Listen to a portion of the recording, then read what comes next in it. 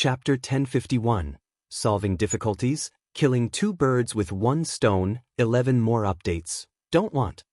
She didn't want Ni Yang's treatment. She just didn't believe that if there wasn't Ni Yang, she wouldn't be able to live. Wu Yanyan's emotions suddenly became agitated, and she abruptly sat up, pulling out the 4 from her right forearm. Although she couldn't speak now, she could prove her determination through her actions to her family. Wu Jinshu and Yen Erju were startled. All right. I'll just tell Yang not to come over then. Yenin, don't be angry. Hearing Wu Jinshu say this, Wu Yenyun finally calmed down and lay back on the bed again, exhaling deeply. She didn't know what was wrong with herself. It was just a viral flu, but it felt worse than someone suffering from tuberculosis. Was she really going to die? She wouldn't. It was just a flu. She would get better. Wu Yenyun clenched the bedsheets under her, her eyes filled with determination. Yen Erju went to find the nurse. Wu Jinshu sat in front of the bed, sighing with worry. Ni Yang had arranged to go shopping with Han Xiaoyu today, but after waiting a long time at the agreed place, Xiaoyu hadn't shown up, so she reluctantly drove to the Han family's home. Is Xiaoyu home? Ni Yang knocked on the door. Yang is here. Han Xiaoyu saw Ni Yang and apologetically said, I'm sorry, Yang, something came up at home, and I was so rushed that I forgot we had planned to meet today. Ni Yang smiled and said, It's okay, but is everything okay at your place? Han Xiaoyu sighed. The factory closed down, and my parents are unemployed. Ni Yang was startled, then remembered that with the progression of the era and the increase in private businesses, this period was indeed seeing the first wave of layoffs. It was also a time when many unemployed workers ventured into business, becoming the millionaires and billionaires of later generations. But for many, unemployment made life difficult. The Han family had 3 children, all dependent on their parents working at the factory. Now, with both parents unemployed, it was indeed woeful. I remember your dad was the factory manager, right? Ni Yang said. Yes, Han Xiaoyu nodded. Now all institutions are cutting back on staff, and my parents were out yesterday looking for work but found nothing suitable.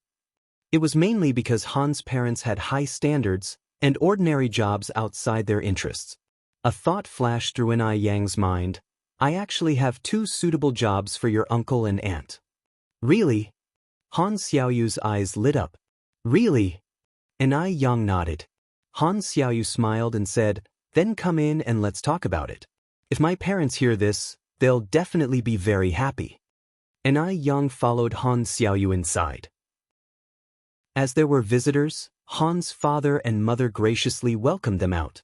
Yang is here. Hello, uncle and aunt, Ni Yang politely greeted. This was Han's father's first meeting with Ni Yang. Are you Xiaoyu's classmate Ni Yang who topped the exams?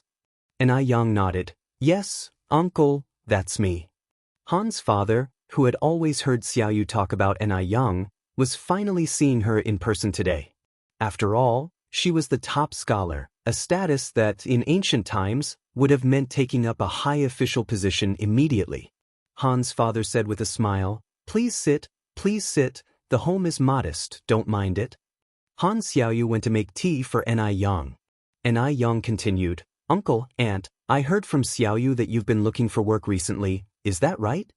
Han's father was initially stunned, then said, Yes. Ni Yang said, I have a job here, do you want to give it a try? Han's father's eyes brightened, Really? Ni Yang nodded. Han's father then asked, What kind of work do you want to offer us? Do you think the 2 of us can handle it? I heard from Xiaoyu that uncle, you were previously a factory manager, and aunt was in factory finance, right? Yes. Ni Yang smiled and said, Then I will hire you as the factory manager and aunt as the finance manager. The factory was almost built, and the workers were mostly recruited, but they still lacked a factory manager and a finance manager. It just so happened that Ni Yang was worried about finding an experienced factory manager, which solved an urgent need for her. It solved not only Ni Yang's urgent need but also the Han family's. It was a win-win situation. Helping oneself can also help others. Upon hearing this, Mr. Han was shocked. Yang, you're not joking with me, are you? Factory manager? Mr. Han had never imagined that one day he would become a factory manager. Could one become the head of a factory that easily? Mr. Han felt that this matter was a bit unreliable. Although Yang was the top scholar in the nation, she was only an 18 or 19-year-old kid. Could she really manage a factory? Yang shook her head with a smile. Why would I joke with you? Mr. Han continued, then where is this factory you are talking about? What does the factory produce? Yang said, to be honest, the factory is my own. Her own factory? Not only Mr. Han was stunned, but so were Han Xiaoyu and Mrs. Han. Was she just boasting? Words alone aren't proof, so let's do this. He'll take you to the factory for a tour. Yang stood up. Considering her age, owning her own factory was indeed incredible. It was normal for Mr. and Mrs. Han to be skeptical. Thus, Yang decided to take them to Jinghua village to clear up their doubts. They'll go get the bicycle, Mr. Han said. Yang smiled. No need to ride a bicycle. I came by car today. Driving? Han Xiaoyu grabbed Yang's arm. Oh my God, Yang, you drove here? Is it one of those four-wheel sedans? Yang nodded, yes. Han Xiaoyu swallowed hard. Han Xiaoyu had always known that Yang came from a well-off family, but she had no idea it was to this extent. Sedan. Ordinary families found it hard to even buy a bicycle, yet Yang already had a sedan. Mr. and Mrs. Han exchanged glances, also seeing disbelief in each other's eyes. Could the child be playing a trick on them? Only when they all followed Yang out, and sat in the ordinary-looking but luxurious sedan, did they believe that Yang was not lying. Han Xiaoyu, sitting in the passenger seat, exclaimed with excitement, Yang, you're so amazing. You can even drive a car. Oh my goodness. Don't laugh, but this is my first time in a sedan. Before long, the car entered Jinghua village. Han Xiaoyu asked, Yang, does your family live here? Yes, this is Jinghua village. Han Xiaoyu said in amazement, your village is so nice. They even installed street lights. It's like the city, not like a village at all. Mr. and Mrs. Han nodded in agreement. Who would believe this was a rural area if they hadn't seen it with their own eyes? It wasn't long before they arrived at the factory. The factory had already been under construction for 2 months. The framework had already emerged because it covered a large area, making it look very imposing. There were about 10 more days to the New Year holiday, so the workers were working extra hard these days. Yang treated them so well, they couldn't let the New Year delay the construction schedule. Seeing Yang coming, everyone greeted her enthusiastically. It was evident from everyone's attitude that Yang was very popular.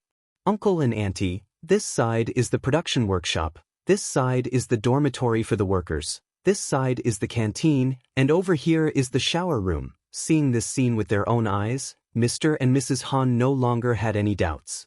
Yang then discussed her plans with Mr. and Mrs. Han. After all, Mr. Han had been a factory manager for over a decade and offered several valuable suggestions to Yang. Meanwhile, the look in Mr. Han's eyes toward Yang changed. Although Yang was only a teenager, her knowledge and experience were far beyond that of her peers, even beyond what he could match. This was truly impressive. After they toured the factory, Yang took Mr. and Mrs. Han to the family home. Han Xiaoyu said, Yang, this is your house? Yang nodded.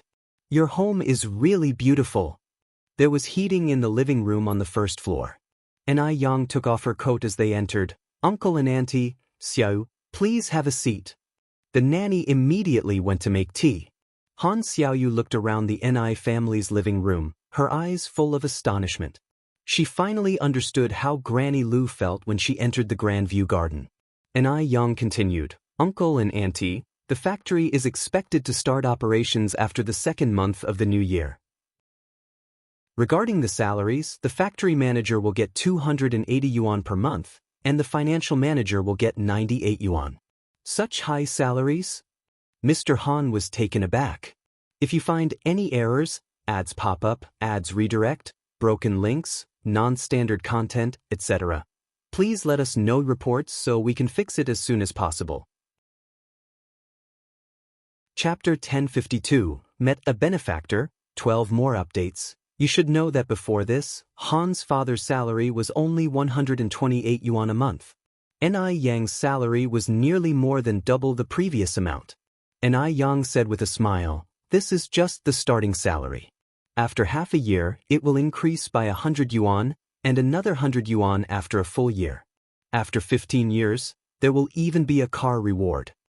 Ni Yang never skimped when it came to treating employees. Moreover, the greater the employee turnover, the greater the damage to a company. A truly good company has a very low resignation rate, practically none at all. Upon hearing this, Han's father's eyes widened in disbelief. "Is that true or false?" Ni Yang nodded. "If you and Auntie think it's suitable, let's find a time to sign the contract." Suitable? Of course, it's suitable. With such good treatment, only a fool would disagree. At Ni Yang's warm invitation, Han's father and mother stayed in the Ni family house for dinner that evening. After dinner, Ni Yang drove them home. That very night, Ni Yang drafted the contract, and the next day he went to the Han family's home to have the contract signed. After Ni Yang left, Han's father looked at Han Xiaoyu with a loving face. "Xiaoyu, you've really met your benefactor this time." Ni Yang was so impressive that Han Xiaoyu also felt honored. "That's right, I've told you before, Yang Yang is very amazing." Han's mother stood up and said, "Yang Yang has been gracious to our family. Our family must not forget this kindness in the future." "Your mother is right," agreed Han's father with a nod. Han Xiaoyu smiled and said, "Don't worry, Mom and Dad, even if I forget someone, I won't forget Yang Yang." Meanwhile, Wu Yanyan's condition was getting more severe, and she had fallen into a coma, which led the doctor to suggest a transfer to another hospital. Wu Jinshu and Yen Erju were very anxious, and they transferred Wu Yenyun to the city hospital overnight. The conclusion from the city hospital was also that it was a cold. With reddened eyes, Yen Erju said, "How could it be a cold? If it were really just a cold, it wouldn't be this serious." As she spoke, Yen Erju turned to look at Wu Jinshu and continued, "Why don't you go to Yang Yang anyway?" Wu Jinshu frowned, but she. If Wu Yenyun found out, who knew how she might react? Yen Erju said, "We're losing her life here. Why care about all that now?" "All right, we'll go." Wu Jinshu went to the Ni family's house overnight. The snow was flying outside. When Ni Yang opened the door, Wu Jinshu was covered with a layer of snow, including his eyebrows, which were all white. Ni Yang almost didn't recognize him. "Yang Yang. Godfather? Why have you come? Please, come in quickly." Wu Jinshu followed Ni Yang inside. Once inside, Ni Yang poured a cup of hot milk tea for Wu Jinshu. "Godfather, have some hot drink first to warm up your body." Wu Jinshu rubbed his frozen hands and immediately took the milk tea, drinking it in one gulp. "Godfather, it's so late. You must have come to see me for something urgent?" Ni Yang said. Wu Jinshu nodded. "It's about Yenyun. She's fallen ill. Yang Yang, you must save her." Ni Yang was taken aback. "Godfather, don't panic, take it slow and tell me." On the other side, Ni Zuihua and Shangguan Dehui, hearing the noise, also came down from upstairs. After hearing the whole story, Ni Zuihua was very nervous. "How is Yenyun now? She's okay, right?" No matter what, that was her daughter. She couldn't remain unmoved. Furthermore, Ni Zuihua still felt guilty inside. Wu Jinshu sighed. "The situation is very bad now. Otherwise, I wouldn't have come looking for Yang Yang." Ni Yang put down the cup and looked up at Wu Jinshu. "Godfather, the reason you didn't come before was because Yenyun wouldn't let you, right?" It could be heard from Wu Jinshu's words that Wu Yanyan's illness had been dragging on for a long time. If Wu Yenyun hadn't stopped him, Wu Jinshu and Yen Erju would not have waited until Wu Yenyun had already fallen into a coma before coming to find her. Thus, Ni Yang could guess that previously, Wu Yenyun had stopped Wu Jinshu from coming over. Wu Jinshu was silent, because Ni Yang had hit the nail on the head about the true circumstances. On the other hand, who would want to get involved in such a thankless task?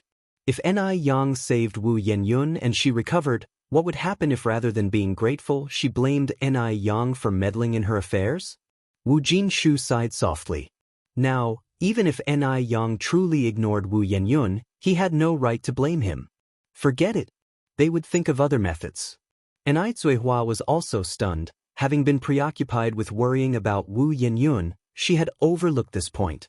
Ni Yang then said, "Saving a life is urgent, Godfather, let's go." Ah! Wu Jinshu was startled. He hadn't expected Ni Yang to come up with such a statement suddenly.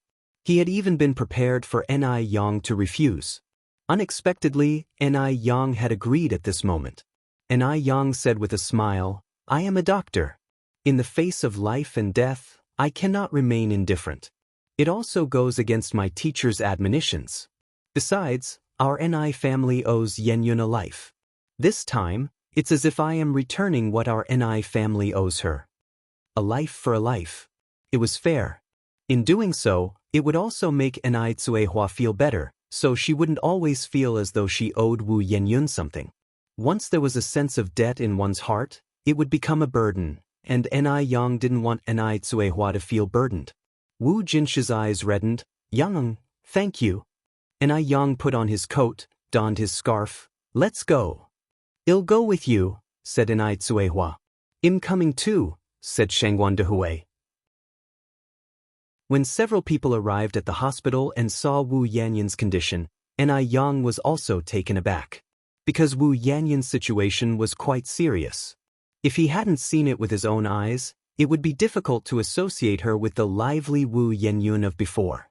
Ni Kuihua's eyes immediately reddened, and she leaned on Shangguan Dehui's shoulder, gently sobbing. "It's okay, Dia, Yenyun will definitely be fine," Shangguan Dehui consoled her. Ni Yang sat down to take Wu Yanyun's pulse. After a long while, she finally released Wu Yanyun's wrist. Ni Zuihua hurriedly asked, "How is she, Yang?"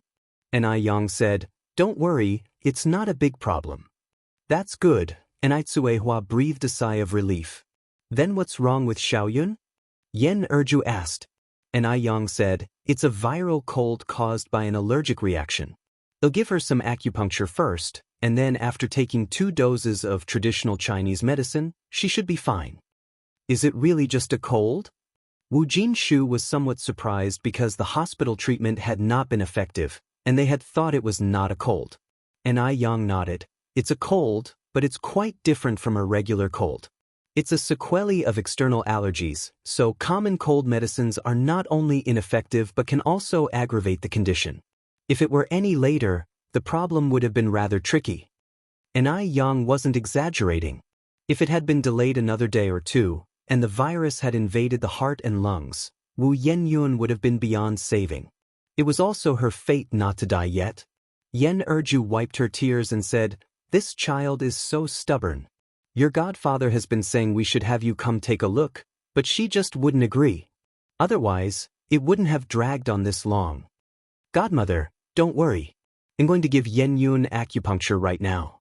After the acupuncture, she can be discharged.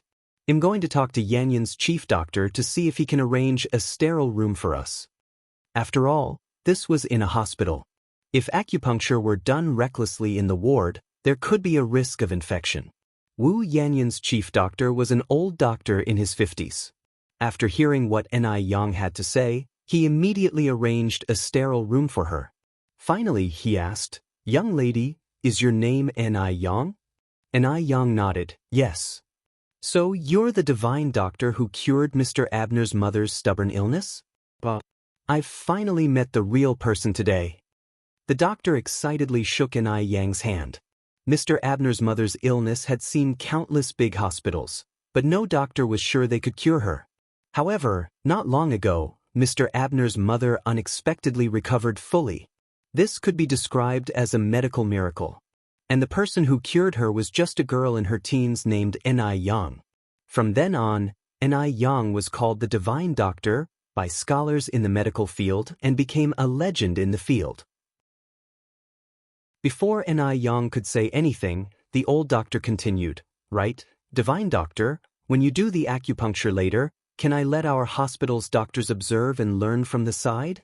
Ancient medicine is a legend of China. If it could be integrated with Western medicine, it would surely benefit mankind.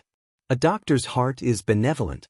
And Yang was never a stingy person. Of course, no problem. The old doctor didn't expect Yang to agree so readily and said stunned, "Then thank you, divine doctor. I'll go tell everyone now.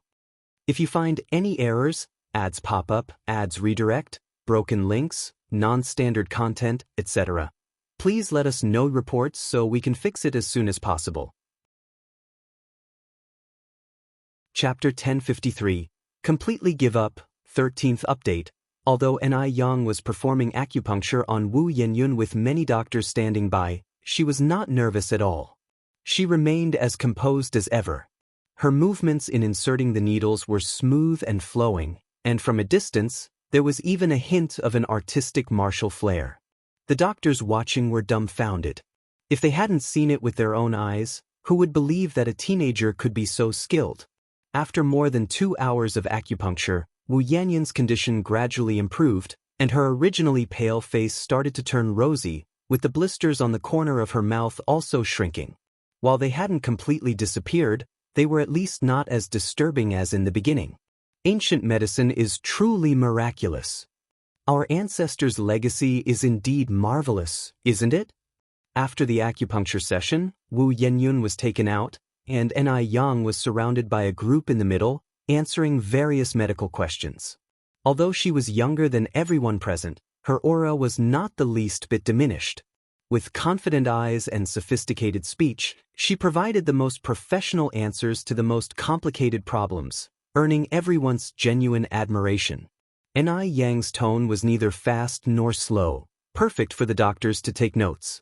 One of the female doctors felt more and more familiar with Yang as she watched. "Little divine doctor, you're the national top scholar of this year, aren't you?" Yang had appeared on television 3 times this year, so anyone who had seen the news would have some impression of her. Yang nodded with a smile. "Yes." The female doctor covered her mouth and exclaimed, "Oh my! I knew you looked familiar. So you are the national top scholar Yang, right? My child adores you. Could you give me an autograph?" "Of course." The female doctor was thrilled to death, passing her notebook to Yang. "Little divine doctor, please sign here. My child is taking the college entrance exam next year. Ever since he saw your news, he's been so much more diligent in studying, and even says he wants to be the top scholar too." As Yang took the notebook, she asked, "What's your child's name?" "Chen Haoren, Haoren as in the great poet Meng Haoren."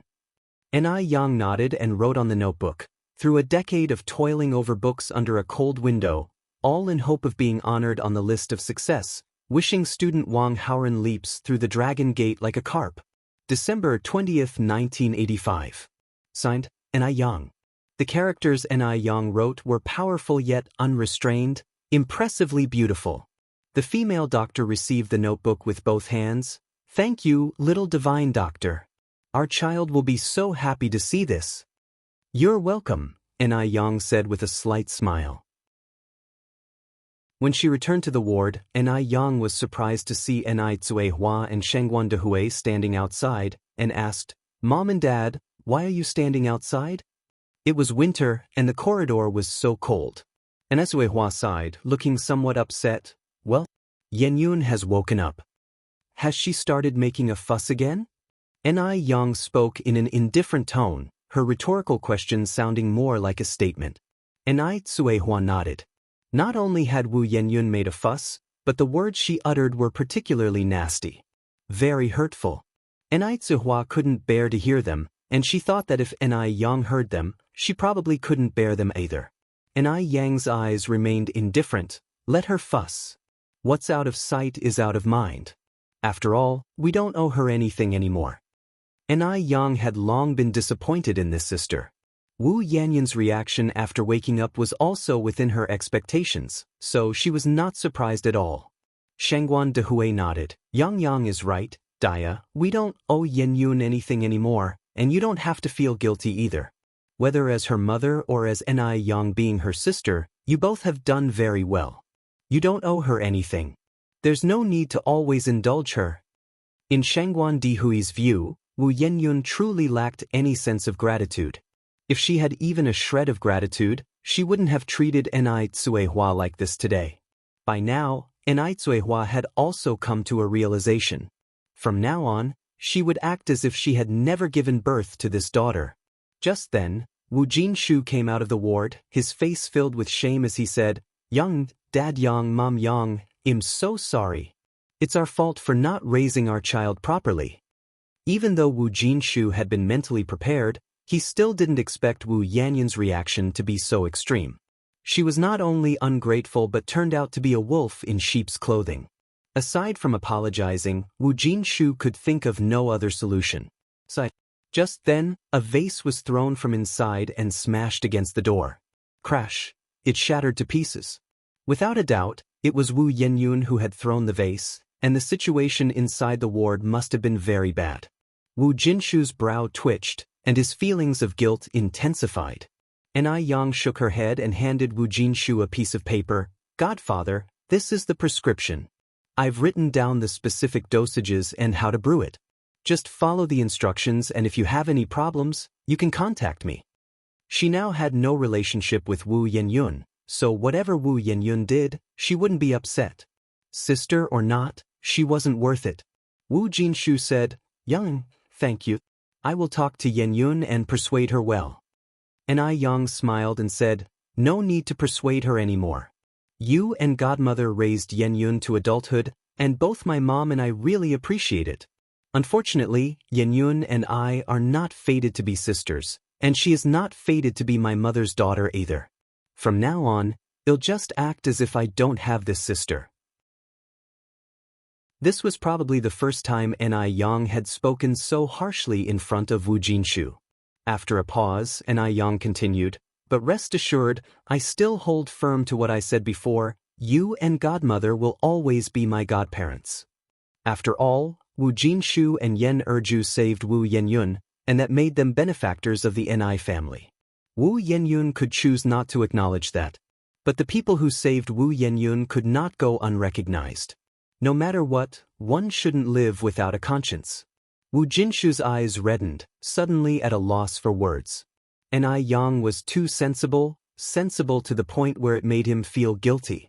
If only Wu Yenyun could be a little sensible too, then he wouldn't be in such a difficult position. Actually, Wu Yenyun used to be very obedient and well-behaved. He didn't know when she had changed into what she was now. Enai Yang went on, "Yenyun has just woken up, so it's not good for her to get too agitated. You should go in and calm her down. Nothing is more important than her life. We will be heading back." Wu Jinshu insisted on escorting Enai Yang and her company out of the hospital. After getting into the car, Enai Yang asked, "Mom, now that Yenyun is no longer connected to our family, can you really let go of her?" Enai Tsuehua looked out the window with a relieved smile. "Just like you said, there's no mother-daughter fate between us. A melon forced is not sweet, let it go, I've come to terms with it." Now that her heart was unburdened, Enai Tsuehua didn't owe Wu Yenyun anything anymore. "It eases my mind to hear you say that." As time went by, the year-end was rapidly approaching. Today was the 28th of the 12th lunar month, and the day after tomorrow would be Chinese New Year's Eve. Since the new year was just around the corner, Enai Yang had closed all of the Pure Jade Skin stores and gave all the employees a 10-day holiday. In addition, she gave them a lot of New Year's gifts. Even though Pure Jade Skin could earn a lot in a single day, she knew money was never-ending. To Chinese people, celebrating the new year is of utmost importance, and she didn't want the employees to think of her as an inhumane boss. Besides, there's no end to earning money. It doesn't matter if she earns a bit more or less. Additionally, the Heavenly Fragrance restaurant also ceased operation for 10 days. They would resume work on the 8th day of the new lunar year. During these days, Wu Yanyan's health also improved day by day. Yen Erju smiled and said, "Yenyun, you owe a lot to Yang. Without her, you might still be lying in that hospital bed." At the mention of Enai Yang, the smile on Wu Yanyan's face suddenly faded. "If she hadn't meddled, maybe I would have recovered a long time ago." "Yenyun, did I say something wrong?" Wu Yenyun turned to look at Yen Erju. "Mom, don't forget, Enai Yang is just a doctor. Maybe all of this was a scheme she cooked up with the doctor. She wants me to be grateful to her. She wants me to forgive her." But Ni Yang nearly cost her life. Why should she forgive Ni Yang? She would never forgive Ni Yang. Yen Erju continued, Yen Yun, you have too many misunderstandings about Yang Yang. She's not that kind of person and she would never do such a thing. It was her who did this. Wu Yenyun continued, firstly, she wanted to kill me because she was jealous of me. She was afraid I would compete with her for the inheritance. Secondly, she wanted to use this incident to make me forgive her. It's simply killing two birds with one stone. If you find any errors, ads pop up, ads redirect, broken links, non-standard content, etc., please let us know reports so we can fix it as soon as possible. Chapter 1054. She's just like a joke. Chapter 14. But Ni Yang never considered if she would care about the Ni family's businesses. Did Ni Yang really think they were the same kind of person? What a joke. Wu Yenyun now hated Ni Yang so much. Hated her to the bone. Because of Ni Yang's presence, she stole all the attention from those around her. Even the gentle and elegant Mr. Du was deceived by Ni Yang. What gave Ni Yang the right? In what way was she inferior to Ni Yang? Why did everyone stand on Ni Yang's side? Was this really fair to her? Yen Erju sighed helplessly, forget it, I won't talk to you about it anymore, and you shouldn't be angry. Anyway, Yang Yang and her mother have already decided to cut ties with you. Even if you regret it now and come to your senses, it's too late. Wu Yenyun said, I am the one who cut ties with them, not the other way around. They don't have the right to cut ties with me. Erju didn't continue the conversation. The room was just too stuffy. Wu Yenyun took a deep breath. Mom, I'm going out for a walk. Erju nodded her head. The snow had just fallen, and the air outside was refreshing. Wu Yenyun, looking at the pure white surroundings, felt her eyes slowly start to moisten. She felt like a joke. Her adoptive parents didn't understand her. Any sorrow in her heart had to be suppressed by herself. Maybe this was the difference between biological and non-biological. After standing outside for a long time, Wu Yenyun finally calmed down and headed back inside. A little while later, Wu Dalong and Wu Erlong, having finished their snowball fight, came back in, and the atmosphere in the Wu family warmed up a bit. Wu Yenyun watched Wu Dalong and Wu Erlong, suddenly envious of these two younger brothers. If she had been born to Yen Erju, it definitely wouldn't be like it was today. The new year was fast approaching, so today Ni Yang and Mo Chishan went together to the Mo family to visit the two elders. Knowing that Ni Yang was coming, Old Master Mo and Old Madam Mo had prepared a pile of fruit and a table full of dishes early on. As soon as Ni Yang and Mo Chishan entered the Mo family's gate, Mo Hudi dashed over from the side. Sister Ni Yang. Bang. Because of the sudden impact, Ni Yang staggered, nearly falling backward, but fortunately, a hand swiftly supported her waist, its slender fingers giving a gentle pinch there. It felt tingling, like a mild electric shock. Ni Yang glanced back with a slight frown at Mo Chishan. Mo Chishan pursed his lips in a slight smile. Let's go inside. Xiaodai, you have to be careful next time. You almost knocked your future little auntie over just now. Mo Hudi tilted her head and laughed. Thankfully, little uncle was there to heroically save the beauty. Little girl. Mo Chishan reached out and tapped Mo Hudi's head. Ni Yang said, Xiaodai seems to have grown quite a bit taller again.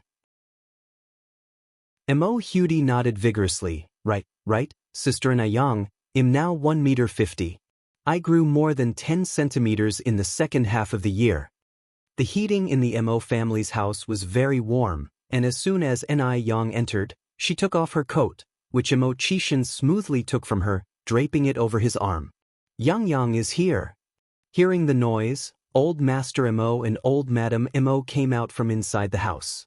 Uncle, Auntie, Ni Yang greeted politely. You've lost weight, you're thinner again, Old Madam Mo said, holding Ni Yang's hand. Is it because you've been under too much stress lately? Ni Yang shook her head with a smile. No, maybe I just naturally don't gain weight. Another reason was dietary therapy. Having stuck with it for so long, how could there not be any effect at all? But in the eyes of the older generation, being able to eat well is a blessing, and being chubby is even more so. therefore, Ni Yang didn't mention the dietary therapy. Old Madame Mo said, "You look so skinny, those legs and your waist, Chishan could break it with just one hand. Yang, you need to eat more. Only by eating more can you put on weight." Mo Kishan's gaze was indifferent. Although Ni Yang looked thin, her figure was very well proportioned. Where she should be slim, there wasn't an ounce of excess fat, and where she shouldn't be slim, she wasn't the slightest bit underweight. Thinking this, a deep color pooled in the depth of Mo Kishan's eyes, and he quickly averted his gaze, suppressing the jumble of thoughts at the back of his mind, picked up a cup from the table, and downed the cold water inside in one go. During dinner, Grandma Mo kept piling meat into Ni Yang's bowl. Ni Yang, unable to refuse the kindness, would pass the uneaten portions into Mo Kishan's bowl. Whether she had touched them or not, all of it ended up in Mo Kishan's bowl. Mo Chishan wasn't picky and accepted everything wholeheartedly. Most importantly, he seemed to really enjoy it. Seeing the affection between the young couple, both Grandpa Mo and Grandma Mo felt relieved. After the meal, Ni Yang and Grandma Mo chatted, while Grandpa Mo pulled Mo Chishan aside. "Dad, did you want to see me about something?" Without saying another word, Grandpa Zheng took out 2 cards from his pocket and stuffed them into Mo Kishan's pocket. "Take these." "What are you doing?" Mo Chishan was taken aback. "I'm giving you money." Grandpa Zheng looked at Mo Chishan as if he were looking at a fool. Mo Chishan helplessly handed back the cards to Grandpa Zheng. "Dad, I'm not short on money right now." "Nonsense." Grandpa Zheng's face hardened. Nowadays, young people need money for dining out, dating, attending concerts, watching movies. Doesn't each of these require money? I remember it's been a long time since your mother and I have given you money, right? You rascal, why act with pretension with your own parents? Just say if you are short on cash. You can't expect Yang to support you. At this, Grandpa Mo landed a kick on Mo Kishan's foot. "Dad!" Mo Chishan exclaimed, "Are you serious? I am your own son." Grandpa Mo said proudly, "If you weren't my own son, you wouldn't enjoy this kind of special treatment." Mo Chishan, Grandpa Mo went on, "If you're running low on cash, just let me know. Don't even think about saving money when dating. Our family is wealthy, and you don't need to save. Take the money."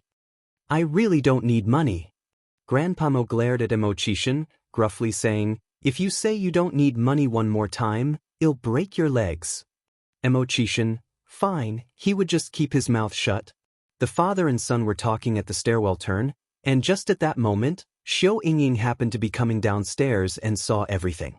A sneer curled the corner of Xiao Yingying's mouth. This Mo Chishan was really too pathetic. How old was he, still taking money from his family? Mud is mud, it could never be put on the wall. Xiao Yingying shook her head, shedding the sneer from her face, and walked past the 2 men. Seeing Xiao Yingying, Mo Chishan frowned slightly. "Why hasn't she left yet?" Grandpa Mo said indifferently, "It seems like Baichuan's aunt and uncle went abroad for a vacation, so she hasn't left yet. In the end, one more person is just another pair of chopsticks. Don't bother about her." Mo Chishan kept an impassive face and said no more. Xiao Yingying went straight to the living room and saw Ni Yang there. The mocking look in her eyes, which had faded, now re-emerged. She used to be so jealous of Ni Yang, but she wasn't the least bit jealous anymore. So what if Ni Yang was pretty?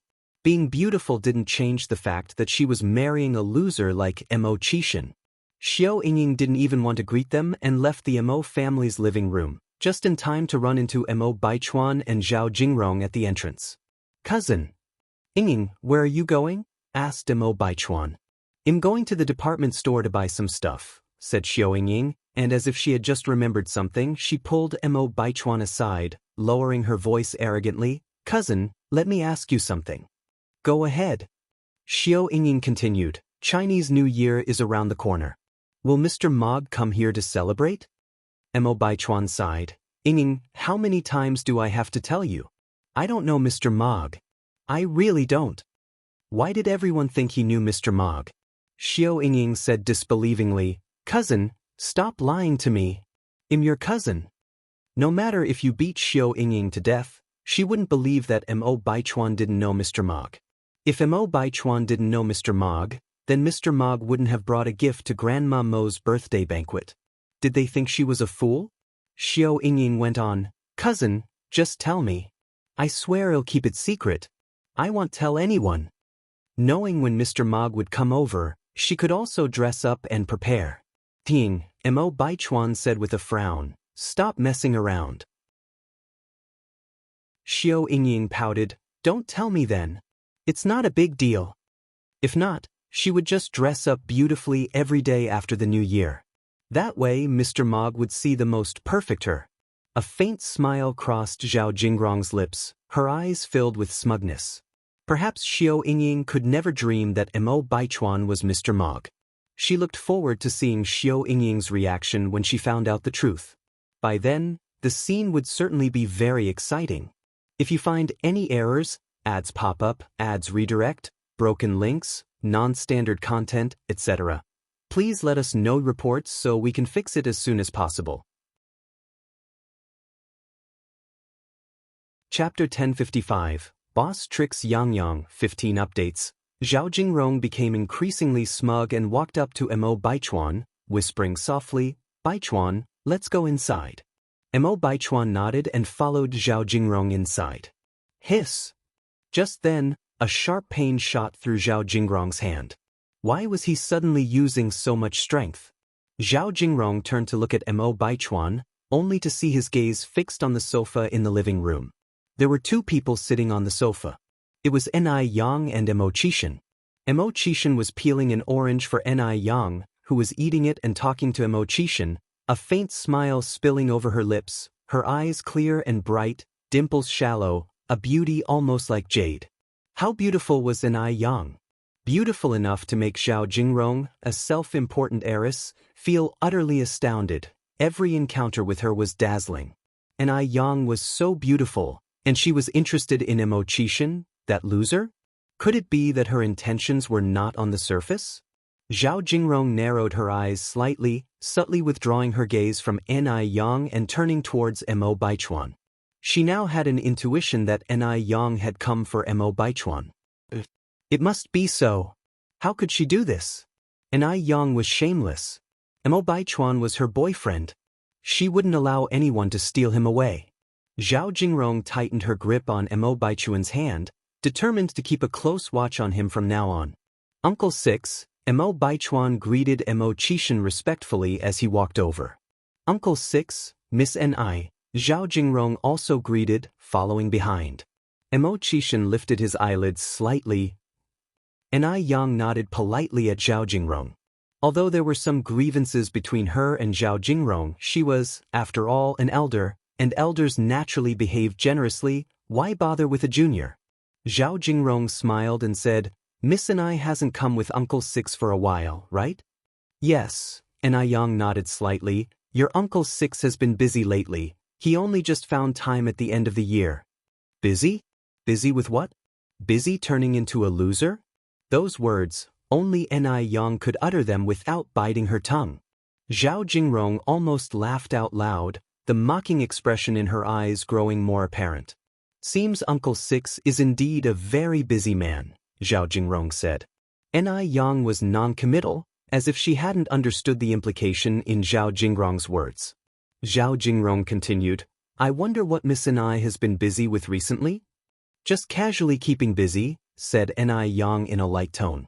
Zhao Jingrong smiled and said, "They say birds of a feather flock together. Uncle Six is a busy man, and so is Miss Ni. But who stays busy just casually?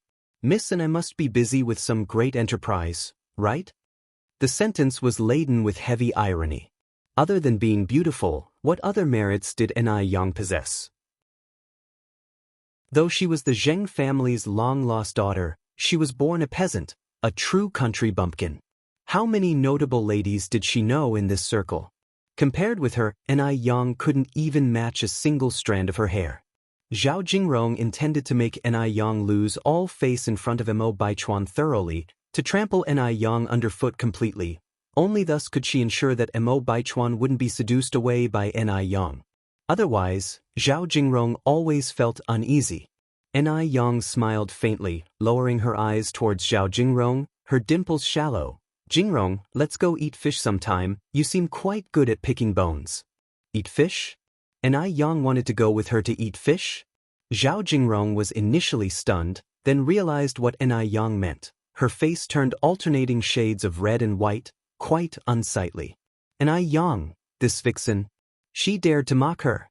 Although Zhao Jingrong was furious inside, she still maintained a smile on her face. Miss really has a sense of humor. Yang's eyes and brows were clear and sharp. Jingrong, you're too modest. Jingrong is young and tends to speak out of turn, not a match for Auntie Six. If she has been offensive, I hope Auntie Six will show some mercy. Mo Baichuan intervened, trying to defuse the situation for Zhao Jingrong. Why was Yang targeting Zhao Jingrong? It was just because Zhao Jingrong was his girlfriend. Yang was jealous of Zhao Jingrong. Mo Baichuan knew Yang too well. Everything she did was for him. Including Yang's visit to the Mo family today, it was because of him. Yang must have known that he would bring Zhao Jingrong home today, so she came back with Mo Qixin. However, Yang was still stubborn, not admitting she liked him. He really didn't know what she meant by playing hard to get. Yang knew Mo Baichuan's character well. She knew he must have fantasized about something again. She was really having a tough time. Yang rubbed her forehead, feeling somewhat headache. Mo Qixin spoke lightly, "Nephew, if we are talking about age, Yang is even 5 years younger than your girlfriend. As a junior, she should act like one. Being young is no excuse for incompetence." That's true. Mo Baichuan swallowed his words. After his uncle spoke, Mo Baichuan continued, "By the way, Uncle Six, Jingrong and I are planning to get engaged after the new year," he said, sneaking a glance at Yang. Yang looked indifferent, as if there were no particular emotions on her face. But Mo Baichuan knew Yang hid all her feelings inside. Hearing this, Yang must have felt extremely uncomfortable. Mo Qixin paused. "At the beginning of the year, I heard you two were planning to get engaged. Why hasn't it been settled yet?" These words made Zhao Jingrong feel uneasy too. Because at the beginning of the year, Mo Baichuan did mention it, but then he got busy with work and never brought it up again. Eventually, the matter was left unresolved. Now, Mo Baichuan brought it up again. Could it be that he was serious this time? Mo Baichuan smiled. "Uncle Six has a good memory. I did mention it at the beginning of the year, but work got busy, and it was put off. Now that I have time after the new year, we plan to finalize everything during that time." Zhao Jingrong's expression brightened. "Great. She finally saw the light after the long wait. Then let me congratulate you in advance," Mo Qixin said indifferently. "Thank you, Uncle Six." Feeling a bit suffocated by the atmosphere downstairs and Mo Baichuan's odd looks, Yang turned to Mo Qixin. "Brother Mo, shall we go up to the Sky Garden for a walk?" "Sure," Mo Qixin nodded. Mo Baichuan watched Yang's retreating figure, his eyes full of mockery. Was she unable to handle just an engagement announcement? What would happen on the day he and Zhao Jingrong got married? Yes, Yang would definitely reveal her true colors then. He was looking forward to that day. On the top floor of the Mo family house, there was a transparent glass house filled with many flowers and plants. Despite it being winter, the glass house was blooming with flowers. Seeing the beautiful plants, Yang's mood instantly improved. After walking out of the Sky Garden, Yang and Mo Qixin played games in a room on the 3rd floor. Because Yang really didn't want to see that narcissistic Mo Baichuan. And with Zhao Jingrong speaking sarcastically, and the new year approaching, Yang didn't want to let insignificant people affect her mood. Mo Qixin held a game controller in one hand and picked up a cigarette with the other. Click! The lighter sparked, filling the air with a faint smell of smoke. "Yang, do you want one?" Mo Qixin smiled at Yang. "No." Yang spoke indifferently. "Smoking is bad for health, don't you know?" Mo Qixin took a deep drag on his cigarette, then blew a beautiful smoke ring. "Really don't want one?" "No," Yang shook her head. Mo Qixin slightly raised his eyebrows. Before Yang realized it, she was pressed down on the couch, a large shadow looming over her, his thin lips against hers, cool and tingling. He transferred all the smoke from his mouth into hers. The dense smoke hit her, and Yang eyes widened. He was too wicked. Using this trick. It was a long while before Qishan let go of her, his tone low. Tasty? Getting skillful? Yang slightly raised her eyebrows. It's all thanks to the boss training. Qishan's thin lips parted lightly. Your face is truly thick. Yang reached out and pinched Qishan's cheek. Qishan wrapped his arm around her waist, resting his chin on her shoulder. Yang, how come I just like you so much? Yang smiled. Men's mouths, deceiving devils. You like me now, but when I am old and faded, perhaps you won't like me anymore. If you find any errors, ads pop up, ads redirect, broken links, non-standard content, etc. Please let us know report so we can fix it as soon as possible. Chapter 1056, Grasshoppers after autumn are not to be feared. Chapter 16 update. Qishan looked at Yang and said seriously, I want. No matter when, I will never change my heart, unless you reject me first. Really? Yang slightly raised her eyebrows. Absolutely sincere, heaven and earth can witness. Yang then said, I'm thirsty now, can you go downstairs and bring up my teacup? Right away. Qishan immediately rose from the sofa and headed downstairs. Yang had originally planned to return home in the afternoon, but after spending time with Qishan, it suddenly became evening, so she ended up staying at the family for dinner. Zhao Jingrong didn't go back either. Although old Madam Mo and old Master Mo did not like Zhao Jingrong, she was now Mo Baichuan's girlfriend, and since Mo Baichuan insisted on being with her, the elderly couple found it inappropriate to say anything.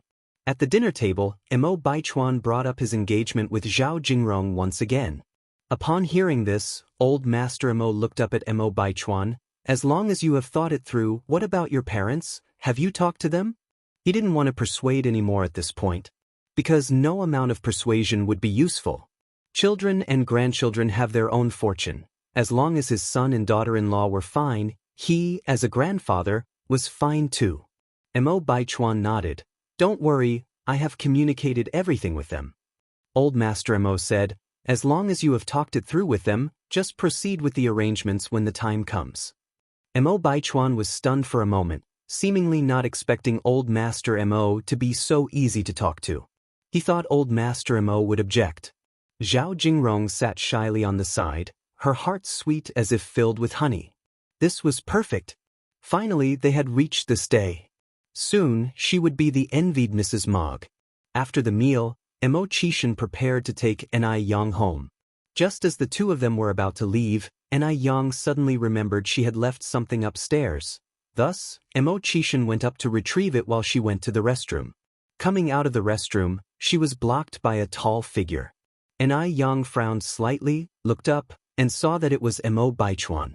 Seeing Mo Baichuan, Yang felt overwhelmed.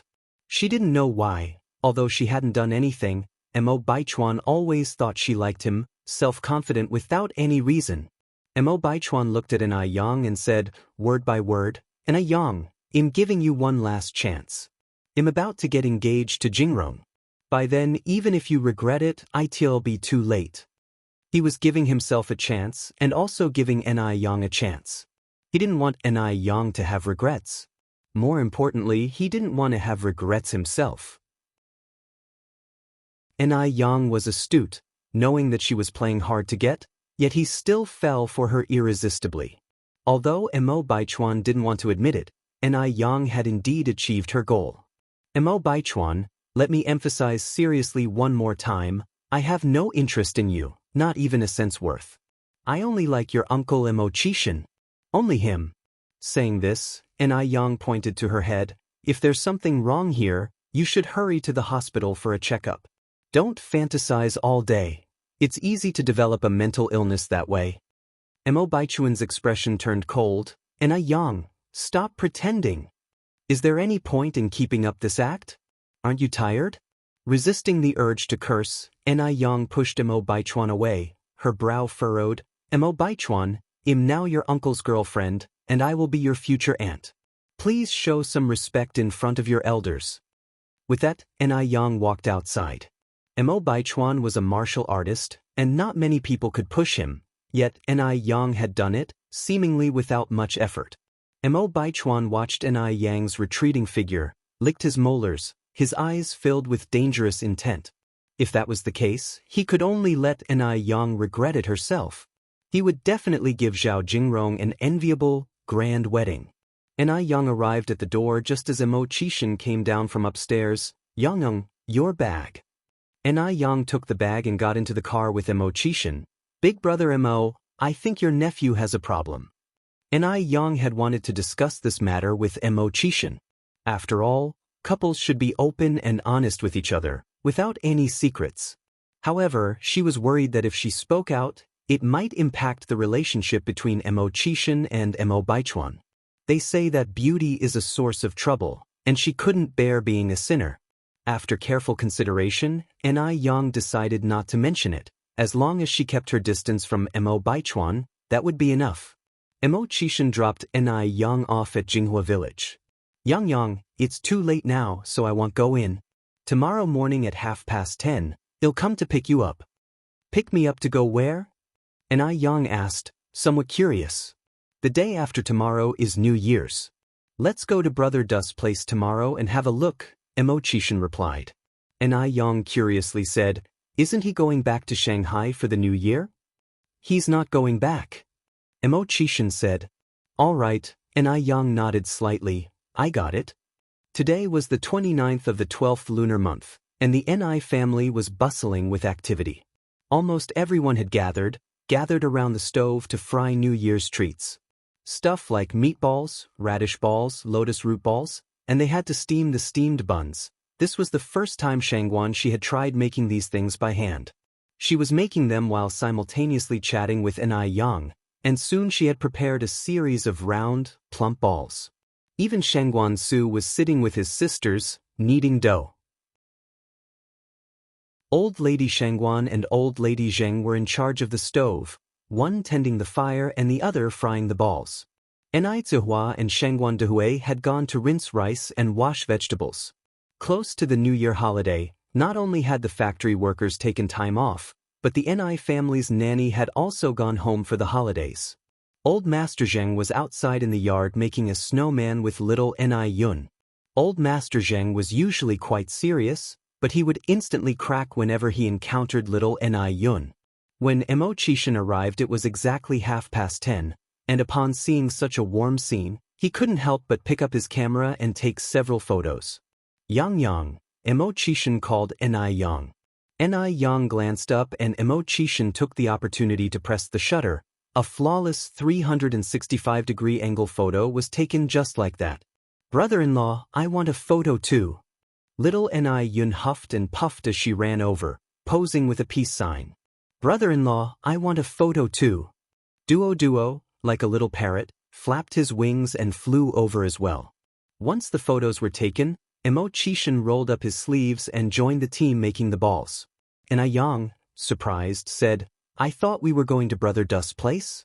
Are we not going anymore? We'll go this afternoon. Oh. Ni Yang nodded. After lunch, Ni Yang and Mo Qishan left for the Du residence. You're going to Xiaodu's home, right? Here, take some steamed buns and lotus root balls with you. Old Lady Shangguan carried 2 bags to the car. Mo Qishan smiled and said, Grandma, you don't have to be so polite. You can buy these things outside. Old Lady Shangguan said, can those bought outside compare to ones made by hand? Take them. You can't get homemade ones outside. Then thank you, Grandma. Mo Qishan took the bags with both hands. Old Lady Shangguan smiled and said, why are you being so formal with me, child? Because of the New Year, the streets were very congested, with a festive atmosphere everywhere, except for the Du residents. Du Jiaojiao had returned to Shanghai for the New Year. Wang Ziki had also gone back to spend New Year's with his parents, and the remaining servants had taken leave as well, leaving old Mr. Du by himself. With the north wind carrying fallen leaves, the Du residence seemed exceptionally desolate. Upon entering, they immediately heard the sound of knocking on a wooden fish. Ni Yang secretly sneered, wondering if this man really wanted to become a monk. How could he spend every day reciting scriptures and worshipping Buddha? Didn't he get bored? And Yang was very curious how he persisted with it. A man in his 30s, yet living like a septuagenarian or octogenarian. Brother Du, Imo-chishin drew aside the bead curtain and went in. Old Mr. Du put down the wooden fish. Peiji has arrived. Brother Du, it's too lonely here. Why don't you come back with me for the new year? Imo-chishin suggested. Old Mr. Du fingered the Buddha beads. What's bustling and what's quiet, to me, it's all the same. A good mindset leads to lasting happiness. While they spoke, they proceeded to the tea room. The smoke of tea curled up, shrouding their figures, making everything seem dreamlike and illusory. Tea shall replace wine when guests arrive on a cold night, with the bamboo stove boiling soup and fire glowing bright. While Imo-chishin and old Mr. Du chatted, Yang found a book on the shelf to read. She loved reading and had an interest in almost every book, gradually becoming engrossed in it.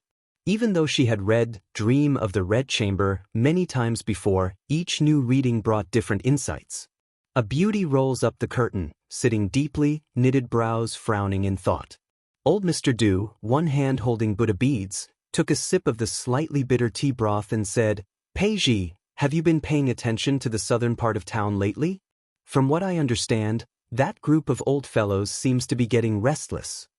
Imo-chishin lifted a teacup, just a bunch of struggling grasshoppers after autumn, hardly worth fearing. If you find any errors, ads pop up, ads redirect, broken links, non-standard content, etc., please let us know reports so we can fix it as soon as possible. Chapter 1057, The Second Silly Dog Among Birds, Chapter 17. Uncle Du nodded. As long as you're aware, that's good. The two had a long conversation, until Yang finished half of the book, and Imo-chishin called for her to go back. Yang stretched lazily and yawned. Are we going back now? Imo-chishin reached out his hand toward Yang. Yang, out of habit, placed the book upside down on the desk and her right hand on top of Imo-chishin's. Uncle Du saw them out. Imo-chishin got into the driver's seat. Uncle Du, you should head back soon, it gets cold at night. Uncle Du nodded. Drive slowly on your way. Don't worry. It was at this moment that Yang suddenly remembered something and turned her head. Oh, Uncle Du, we brought some steamed buns and lotus root balls from home. I left them on the table in the tea room. The tea room is warm. It would be best to put them in the fridge when you get back. Okay, Uncle Du nodded. Then, we'll head off first, Yang waved at him. Uncle Du also turned to walk back into the house. Watching his desolate figure, Yang sighed softly. What do you think keeps Uncle Du from settling down? It's so lonely like this. Perhaps having experienced similar loneliness in a past life, Yang now feared loneliness the most. Especially waking up alone in bed to find not a single person to talk to, it was terrifying. Imo-chishin, holding the steering wheel with both hands, said, To each their own. We may think Uncle Du is very lonely, but that's not necessarily true. Yang nodded. That's true. If he really wanted to settle down, he wouldn't have married 2 beautiful wives just for show. After speaking, Yang added, Oh, why do Uncle Du and Sister Jiao Jiao both call you Peiji? In fact, Yang had wanted to ask this question for a long time but never found the opportunity. Peiji answered, Peiji is my courtesy name. Courtesy name? Yang hesitated, then continued, like the poet immortal Li Bai, whose courtesy name was Tai Bai? Imo-chishin nodded slightly. Yes, Yang is really smart. Yang was about to flaunt her pride when the man followed up with 2 more words, Follow me. Yang. The next day was New Year's Eve. Last year's New Year's Eve was before Tehua and the elderly Master Zheng and Madame Zheng had acknowledged each other, so this year was their first reunion New Year. Yang was woken up early in the morning by Duo. It's New Year's. It's New Year's. Yang, get up. Yang said, somewhat speechless. You're a bird, what does New Year's have to do with you? Duo glared with his small eyes, defiantly saying, You're a bird, your whole family are birds. Possibly due to spending too much time with people, Duo seemed to have forgotten his species. And Yang narrowed her eyes slightly. You dog's son, say that again. Duo fearlessly retorted, you're a bird, your whole family are birds. And Yang said with a smile, good, you won't have lunch today. Heh, Duo turned his backside toward Yang, I'm not afraid of you. Great, you've completely lost your mother now. And Yang casually grabbed a pillow and threw it towards Duo. Duo agilely dodged the pillow. You're so dumb. Yang is so dumb. Yang is a big fool. And Yang, she must have been crazy to have adopted such a bird. Since she was already woken up by Duo, and Yang sat up in bed, grabbed some clothes, and went to the bathroom to change. The festive atmosphere in the countryside was very strong. After changing her clothes and going downstairs, Yang heard bursts of firecrackers. In the dining room, everyone had already started eating breakfast. Xianxia, upon seeing Yang, smiled and said, Yang, you're up, come and eat. After breakfast, let's go to the fields and pick some roses to decorate the house. Now, not a trace of Xianxia's heartbreak could be seen. And Yang nodded, okay. After eating, the sisters took their baskets and went to pick roses. As soon as they stepped out the door, they saw a small sedan parked at the entrance, with Wu Chenjun getting out of the car. Xiaoxi, little sister Yang, where are you guys planning to go? She exclaimed in surprise, during the New Year's holiday, why aren't you staying at home, but coming to our house instead? Wu Chenjun smiled and said, what else could I be doing? Of course, I came here to celebrate the New Year with your family. To celebrate the New Year with our family? Xianxia's eyes widened. Wu Chenjun nodded, don't you welcome me? She was speechless, don't you have your own home? Why come over to celebrate at mine? Wu Chenjun straightened his face, my parents took my grandparents to Bansai Island to escape the cold, and now I'm the only one at home, so they told me to come celebrate the New Year with your family. She frowned slightly, really? Just at that moment, Xianxia came out from the yard. Chenjun is here, come on in. Old Lady Xianxia followed behind with a smile, we were just talking about you, and here you are. With a surprised face, she said, Grandma, Dad, you both knew about this already? Xianxia nodded, it was I who invited Chenjun to spend the New Year with us. Otherwise, he would be so lonely all by himself. The Wu family and the Xianxia family were close friends, and besides, Wu Chenjun grew up under the watchful eye of Xianxia. With the Wu family not at home, it was only natural for them to invite Wu Chenjun over to the Xianxians to celebrate. She turned to Yang. Yang, did you know about this too? Yang shook her head, I had no idea. Shi, arm in arm with Yang, said, forget about him. Wu Lao-san has always been shameless. Let's go pick roses instead. Wu Chenjun dropped off his big and small gift bags at the Ni family's place and hurriedly followed the two. Hey, where are you going? Take me with you. We girls are going to pick flowers, what would a big guy like you do following us? She looked at Wu Chenjun with disdain. Wu Chenjun said, men and women are already equal, why can you girls go pick flowers and I can't? That's gender discrimination. The two kept walking and bickering, while Yang tried her best to minimize her presence and give them space. They reached the rose field, and the two were still non-stop chattering. Normally, she was a very quiet and gentle girl, but she transformed completely when it came to Wu Chenjun. During the process of picking flowers, Yang found an excuse to head home first. Wu Chenjun looked at Yang gratefully. Yang quietly gave him a thumbs up. What are you two whispering about?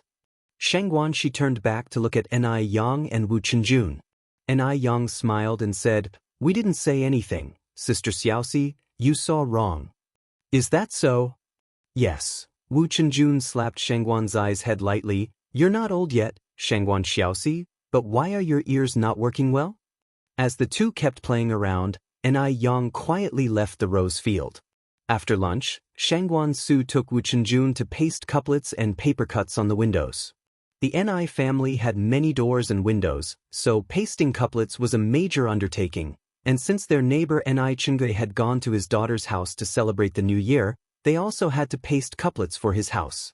Ni Yang and Shangguan Shi took the couplets to Zhao Shuyu's home.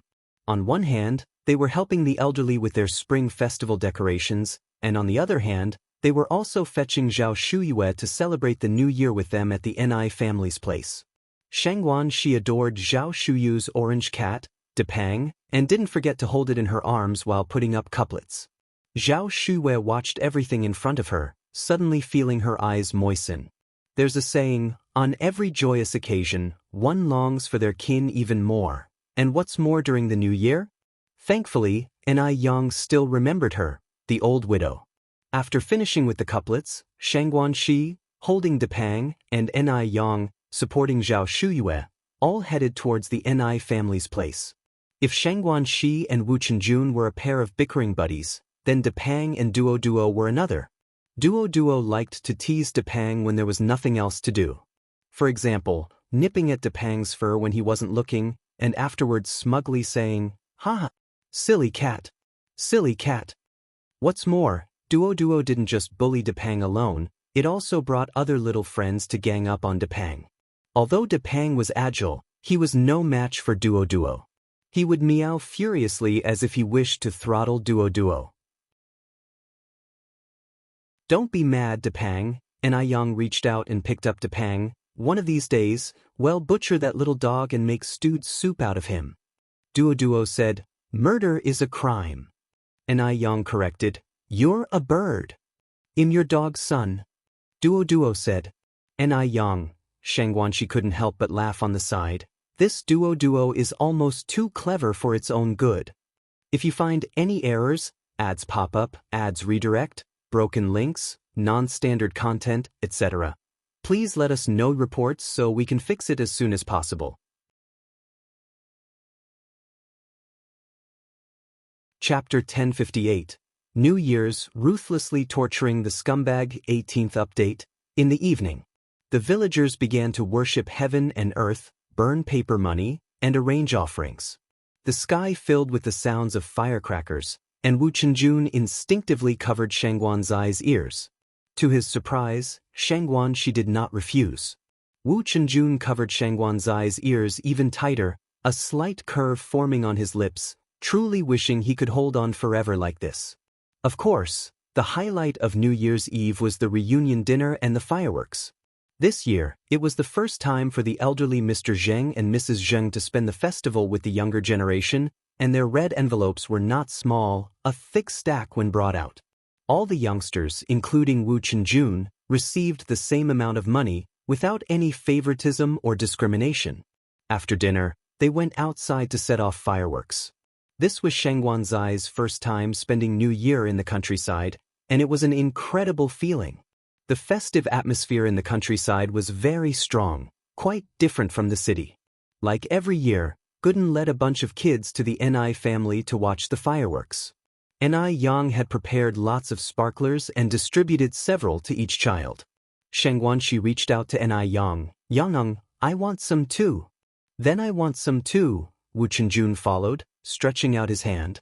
Holding the sparklers, the two of them ran around and played with a group of kids, the rising smoke blurring everyone's smiling faces. Ni Yang stood aside, looking at this scene, her lips curling up into a smile. Yang.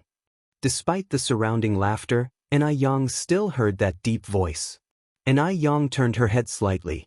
She saw a tall figure approaching from the darkness, the burning sparkler in his hand illuminating his chiseled features, with the lights of countless homes becoming the background. Brother Mo, Ni Yang said, somewhat surprised to see Mo Qishan. Yang, Happy New Year. Ni Yang hugged Mo Qishan tightly. Happy New Year. After the fireworks, everyone gathered again around the fire. Gooden brought over some sweet potatoes from home, and everyone chatted while eating the steaming baked sweet potatoes. Mo Qishan had also prepared New Year's money for each child and quietly handed out the red envelopes to all the kids. Then he stealthily pulled an extra-large red envelope from his pocket and slipped it into Ni Yang's hand. Yang, this is for you. Ni Yang was somewhat surprised. I get one too? Of course. Yours is the most unique and the biggest.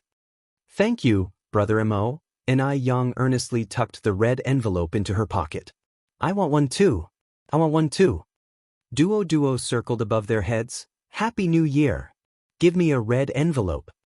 Mo Chishan took out another red envelope and handed it to Duo. Duo was thrilled, hurriedly saying, Thank you, boss. Thank you, boss. And then flew away with the red envelope. Shangguan Su looked at Shangguan Shi and Wu Chenjun, then at Yang and Mo Chishan, and finally at himself, suddenly feeling a love-struck blow of 10,000 points. It seemed it was time for him to find a girlfriend too. Otherwise, life was just unbearable. On the first day of the new year, Yang, as usual, went hiking with Mo Chishan. They also burnt incense at Niuwang Temple. In Beijing, there is a custom that one should not go out on the second day of the first lunar month, so on the third day, Yang and Mo Chishan went to pay a New Year visit to the Wang family. Since the Lantern Festival, Wu Yenyun had been waiting at the door every day, waiting for Yang and others to come and pay a visit. She knew that someone from the Ni family would definitely come, because they still wanted to seek her forgiveness. When they arrived, she planned to harshly humiliate them, especially Yang. How dare they come to pay a visit after throwing her away as a child? Ridiculous. But she waited for 3 days, and no one from the Ni family came. Now Wu Yenyun panicked. Did they really not want her anymore? Had they truly given up on her? But what right did they have to give her up? They had abandoned her once before when they were children. Were they going to do it again? Wu Yenyun bit her teeth tightly, her face full of resentment. In the evening, the Wu family parents returned with Wu Dalong, Wu Erlong, and Wu Xiaolong. Whose house did you go to today? The Wu family were outsiders in Beijing and had few relatives, but today her parents and 3 brothers were not home. Wu Dalong said, Big sister, you won't be happy if I tell you. Did you go to Yang's house? Wu Yenyun asked. Wu Dong was about to speak when Wu Erlong tiptoed and covered Wu Dalong's mouth. A sneer appeared at the corners of Wu Yenyun's mouth. She wasn't a fool. Why didn't you tell me about going to Yang's house? But Wu Erlong sighed. Big sister, we didn't mean to keep it from you on purpose. We were afraid you'd get angry. Considering the current situation, if they had told Wu Yenyun, she would probably make a scene again. Who wants to be scolded and pointed at during the New Year's celebration? It would be like asking for trouble. So the parents of the Wu family didn't tell Wu Yenyun. Is it because I'm not your real sister that you hide things from me? Wu Yenyun, her eyes slightly red, questioned Wu Dalong and Wu Erlong. Wu Dalong and Wu Erlong were startled. It's not like that, big sister, it's not. Wu Yenyun picked up a cup and threw it on the floor. Do you even consider me a member of this family anymore? The glass cup shattered to pieces, and the Wu couple, who were bathing Wu Xiaolong in the bathroom, came out, asking with bewilderment, What's going on? Wu Yenyun looked at the Wu couple. Didn't I say we're through with the Ni family? Why did you go to their house behind my back today? Just because I'm not your biological child, you can disregard my feelings like that? Is that it? Wu Yenyun felt too miserable. She couldn't understand why her family would make her suffer like this during the New Year's celebration. But Yen Erju explained, It's not like that, Xiaoyan. We didn't mean to hide it from you on purpose. Intentionally. You did it on purpose. Wu Yenyun cried and ran into her room, slamming the door shut. Bang! Wu Dalong and Wu Erlong jumped in fright. Wu Jinshu sighed. This child's temper is really getting bigger and bigger. Lately, Wu Yenyun hadn't spared them from her outbursts. Having heard her cold-hearted words so many times, the Wu couple had grown accustomed to them. At this point, they felt powerless about Wu Yenyun. They couldn't beat or scold her. Even if they said one harsh word, Wu Yenyun would take it as a slight because she wasn't their biological child. Yen Erju helplessly shook her head. Let it go, she's already 18 this year. Speaking to her won't help, and she'll just get angry if we say too much. What a hassle it is during the new year. Before long, it was the 8th day of the first lunar month. The 8th day is considered an auspicious day, so many organizations and factories choose to start work on this day. Meanwhile, ever since Swaling was laid off, he hadn't found a suitable job. At this time, Chen Leibao's father stepped forward and offered to help Zuoling get a job in his factory, but there was a condition: Zuoling must marry Chen Leibao. Naturally, Zuoling was unwilling. Who would want to marry a pigsy walking through the door? It wasn't until after the Lantern Festival that Zuoling, still jobless and swayed by the lure of wealth, finally nodded in agreement to marry Chen Leibao. Seeing their son finally come to his senses, Zuoling's parents were overjoyed and immediately started preparing for the wedding. Both sets of parents agreed on a wedding date set for the 21st of the first lunar month. Zuoling's parents thought they could finally look forward to a happy life filled with children and grandchildren, but to their surprise, on the third day after the wedding, Chen Leibao changed completely. She not only ordered Zuoling's parents around but also turned Zuoling into a live-in son-in-law. She openly declared her intention to have Zuoling continue the Qin family lineage. Zuoling's parents were taken aback. They didn't dare say much, knowing Zuoling's livelihood was still in their hands. Chen Leibao's personality had changed too. How much she used to love Zuoling. Whatever he wanted, she would give. And now? Now she would slap Zuoling at the slightest provocation, and if Zuoling dared talk about divorce, another slap would follow until he submitted. And unfortunately, Zuoling was no match for Chen Leibao. Moreover, when Chen Leibao lost her temper, she wouldn't spare even Zuoling's parents. Zuoling's parents pitied their son, not knowing how many times they had secretly cried behind his back. The new year passed, and it was also time for the schools to start the new term. On the first day of school, Ni Yang naturally had to report to the campus. There were speeches and exams at the start of the school year, so Ni Yang had to stay in the dormitory for a few days. Li Huilan and Zhang Qiuying had already arrived in the dormitory. With the new year came a new spirit, and both of them seemed much more energetic. Yang, my dear, you're finally here. I've missed you to death. Zhang Qiuying hugged Ni Yang excitedly. If you find any errors, ads pop up, ads redirect, broken links, non-standard content, etc., please let us know reports so we can fix it as soon as possible. Chapter 1059, Yang Yang's Tricks, Actively Pleasing, 19th Update. Ni Yang smiled and said, "Do you miss me that much?" "Miss you? Of course, I miss you. I even dream about you." Zhang Qiuying flattered endlessly, then turned to Li Huilan. "Huilan, do you miss me and Yang?" Li Huilan answered somewhat shyly, I do miss you too. Oh, I've brought our local specialty for you, the aromatic pig ham." As she spoke, Li Huilan took out a piece of yellow-cured ham from her parcel. Zhang Qiuying looked puzzled. "We don't have a pot in our dorm, and you brought such a big piece of meat. How are we supposed to eat it?" Li Huilan pulled out a knife and cut a piece of ham for Zhang Qiuying. "This is eaten raw. Try it." "Raw meat?" Zhang Qiuying frowned slightly. She really dared not eat it. In their hometown, there was a saying that eating raw pork could cause mad pig disease. Zhang Qiuying waved her hands repeatedly. "Huilan, stop joking. How can you eat raw meat? Aren't you afraid of getting mad pig disease?" Li Huilan smiled and said, "Mad pig disease? No way. Everyone eats it like this back home." Upon finishing her sentence, Li Huilan cut another piece of pork and handed it to Ni Yang. "Yang, you try." Ni Yang accepted the slice of ham with a smile. "This ham tastes amazing when eaten raw." Aromatic pig ham is considered a luxury food in later years, with prices soaring into 5 digits per pound. The ham from the 1980s was all natural and free from pollution, making it many times tastier than the exorbitantly priced hams of later years. Seeing Ni Yang enjoying the ham so much, Zhang Qiuying couldn't help but give her a thumbs up. "Yang, you're something. Daring to eat raw meat."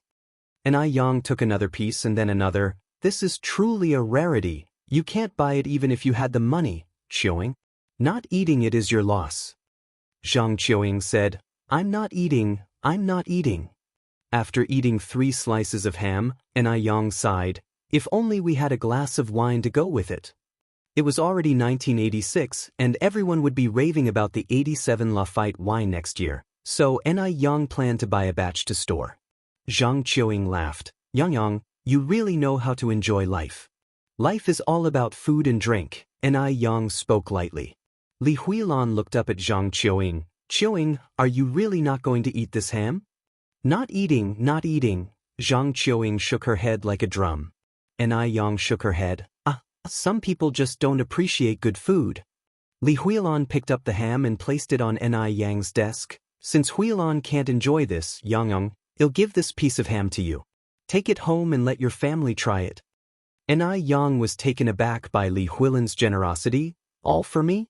Huilan, aren't you going to eat it yourself? Li Huilan said nonchalantly, I've been eating it since I was a child, and I'm tired of it. Just take it, and don't be polite. Although the 1980s was a difficult time, there were still wealthy areas. Li Huilan, although born in a rural area, didn't have it as hard as one might think. There was no shortage of meat. However, a large piece of meat like this was still considered very precious for a rural household. But precious as it was, it couldn't compare to the value of friendship.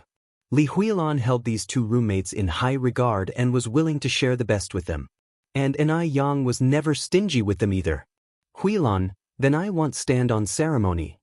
Yang knew how to conduct herself and was well aware of the subtleties of human relationships. If she were to refuse the ham today, it might make Li Huilan feel uneasy. Sure enough, upon learning that Yang had accepted the ham, Li Huilan was overjoyed. Yang, if your family likes it, just tell me, and I'll bring you some more next year. Yang carefully packed the ham away. Huilan, on behalf of my family, thank you. After finishing packing up the ham, Yang remembered that when she came to school, Zuehua had picked out a big bag of things for her to bring to the dorm to share with her roommates. I almost forgot. This is what my mom asked me to bring over. You guys go ahead and eat. Yang had brought some cooked food, like sunflower seeds, dried fruit, and braised duck feet and duck head. Zhang Qiuying and Li Huilan enjoyed it immensely. My goodness! This is way too delicious. Yang, where did your family buy this duck head? Zhang Qiuying asked, nibbling on a duck head and speaking unclearly. Yang said, this duck head was braised by my grandmother and my maternal grandmother. If you like it, they'll bring some more next time. Sure. Zhang Qiuying was thrilled. Li Huilan said, Yang, can you ask at home how this duck head is braised? Next New Year, I'll have my mom try making it. Yang nodded, I'll write down the braised duck head recipe for you later. Although the recipe for the braised duck head was made by old lady Zheng and her family, the formula was provided by Yang, who had made her fortune from braised foods in her previous life. I want some too. Qiuying said, I'll have our housekeeper make it when I get back. Okay, I'll write it now. Yang took out some paper and started writing a detailed preparation plan. Since she wasn't making her fortune from braised foods this time around, it was okay to share the recipe with others. Yang not only wrote down the ingredients but also carefully wrote out the preparation process, producing 2 copies of the document, one for each Qiuying and Huilan. Holding the recipe, Qiuying exclaimed, Yang, your handwriting is absolutely amazing. To be able to write beautiful characters, Qiuying had practiced painstakingly for 7 or 8 years. She considered her own handwriting quite beautiful, but in front of Yang, it seemed child's play. Yang's face was as beautiful as her handwriting. Truly, the handwriting reflected the person. Yang smiled and said, I've practiced for many years. Qiuying continued, Yang, not only are you beautiful, but your academic performance is also outstanding, and your handwriting is beautiful too. How are the rest of us supposed to live? In Qiuying's mind, Yang was an all-capable being. Huilan agreed, Yang, you're even more beautiful than the village belle back home, but our village belle is quite silly, she doesn't even recognize Arabic numerals. In Huilan's view, generally, the less attractive people were not very dumb, and the beautiful ones were not very smart. It wasn't until she met Yang that she realized how wrong she had been.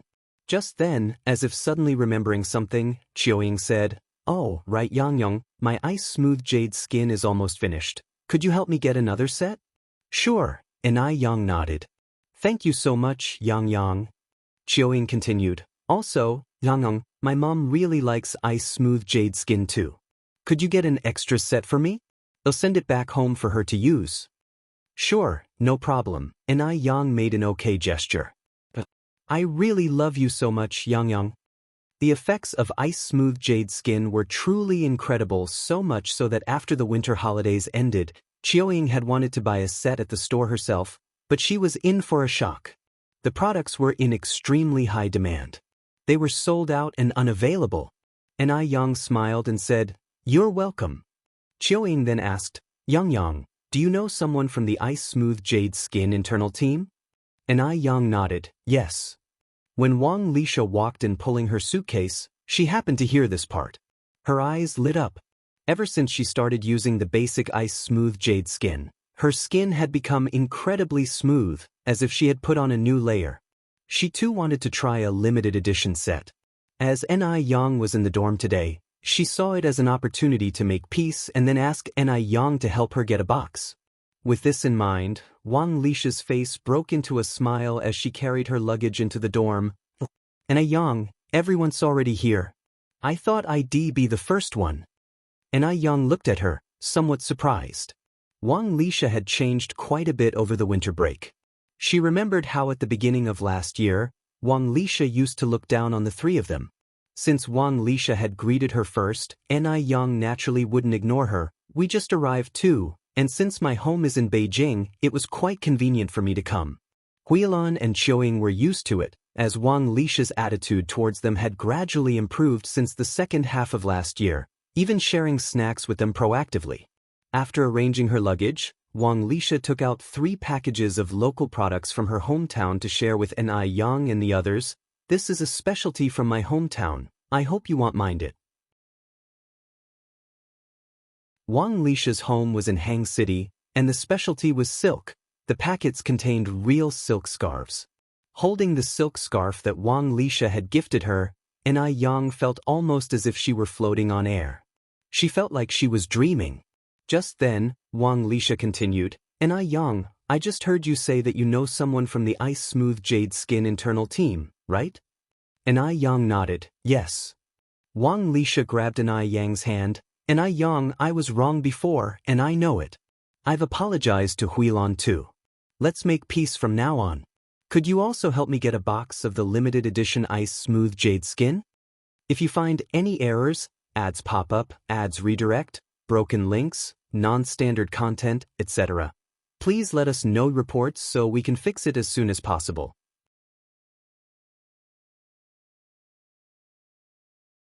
Chapter 1060, Little Ancestor, 20 more updates. Although it really hurt to slap her own face, Wuxia really loved the jade-like skin from the skincare products. Yang looked at Wuxia and finally understood why she had suddenly changed her attitude. It was good to have desires. She was most afraid of Wuxia having none. Being able to win over someone's heart with just a box of skincare products was indeed a great deal. After all, the more people, the easier to handle things. Moreover, Wuxia wasn't really bad, just a bit spoiled due to her wealthy background. Besides, they were dorm mates. Having a harmonious relationship was better than being in a continual standoff. Yang didn't like the latter. Yang said with a smile, sure. Really? Wuxia looked at Yang incredulously, excited to the point of madness. Yang nodded, really? Yang, thank you. Thank you. Wuxia hugged Yang excitedly. She was so happy. Because she hadn't expected Yang to forgive her so easily, she had even prepared herself for Yang to make fun of her thoroughly, especially since she hadn't shown any kindness to Yang back then and even mocked that jade-like skin products would ruin one's face. Looking back now, it was really inappropriate. She had misjudged Yang, whose generosity truly impressed her. Yang said lightly, you're welcome. The next day, Yang brought 3 sets of the jade-like skin products to the dorm. 2 sets for Zhang Qiuying and 1 set for Wuxia. Wuxia took the jade-like skin products with both hands, excitedly exclaiming, oh my! I finally got the limited edition. Additionally, Yang gave Li Huilan a big bottle of moisturizing cream. Li Huilan was embarrassed to accept it. And I Yang said with a smile, Huilan, if you don't accept this, you're making me feel like an outsider. Otherwise, I should take that big ham I brought back home. Li Huilan then accepted the cream. Today was Sunday, and Wu Chenjun and Xianxia had arranged to go watch a movie together. Early in the morning, he drove over to pick up Xianxia. And I Yang quietly asked Wu Chenjun how things were progressing between him and Xianxia. Wu Chenjun blushed and said, I can't really tell, but your sister is quite oblivious. I've hinted so many times, yet she is still indifferent. Speaking of this issue, Wu Chenjun was also frustrated because he wanted to win his beauty sooner rather than later. And I Yang then said, hints won't work, Sister Xiaoxi is a very romantic person, you need to prepare a surprise for her, something ceremonial too. Why did Zueling manage to win Shangguanzai's heart before? It was because Zueling was creative, ceremonial, and knew how to sweet-talk. Wu Chenjun trying to win Xianxia through hints, compared to Zueling, Wu Chenjun was too straightforward. He had a kind of steel-like straightforwardness. One day during the new year, Ni Yang whimsically did a popular futuristic makeup look for Xianxia. When Wu Chenjun saw Xianxia, he blurted out, you didn't clean the sleep out of your eyes properly. That day, Xianxia almost beat Wu Chenjun up. Are you sure a surprise will work? Wu Chenjun asked uncertainly. Sure, Ni Yang nodded. What kind of surprise should I prepare then? Wu Chenjun continued. Ni Yang smiled and said, that's something you'll have to think of yourself, others planning it for you won't convey your feelings. Wu Chenjun scratched his head. Okay, I got it, thanks, little auntie. Ni Yang pointed to little Ni Yun and said, your little auntie is her. Wu Chenjun quickly corrected himself, second auntie, second auntie. Just then, Xianxia came downstairs and changed clothes, and after greeting Ni Yang, the two left together. Watching their departing figures, little Ni Yun looked up at Ni Yang. Sister, what's a little auntie? Can you eat it?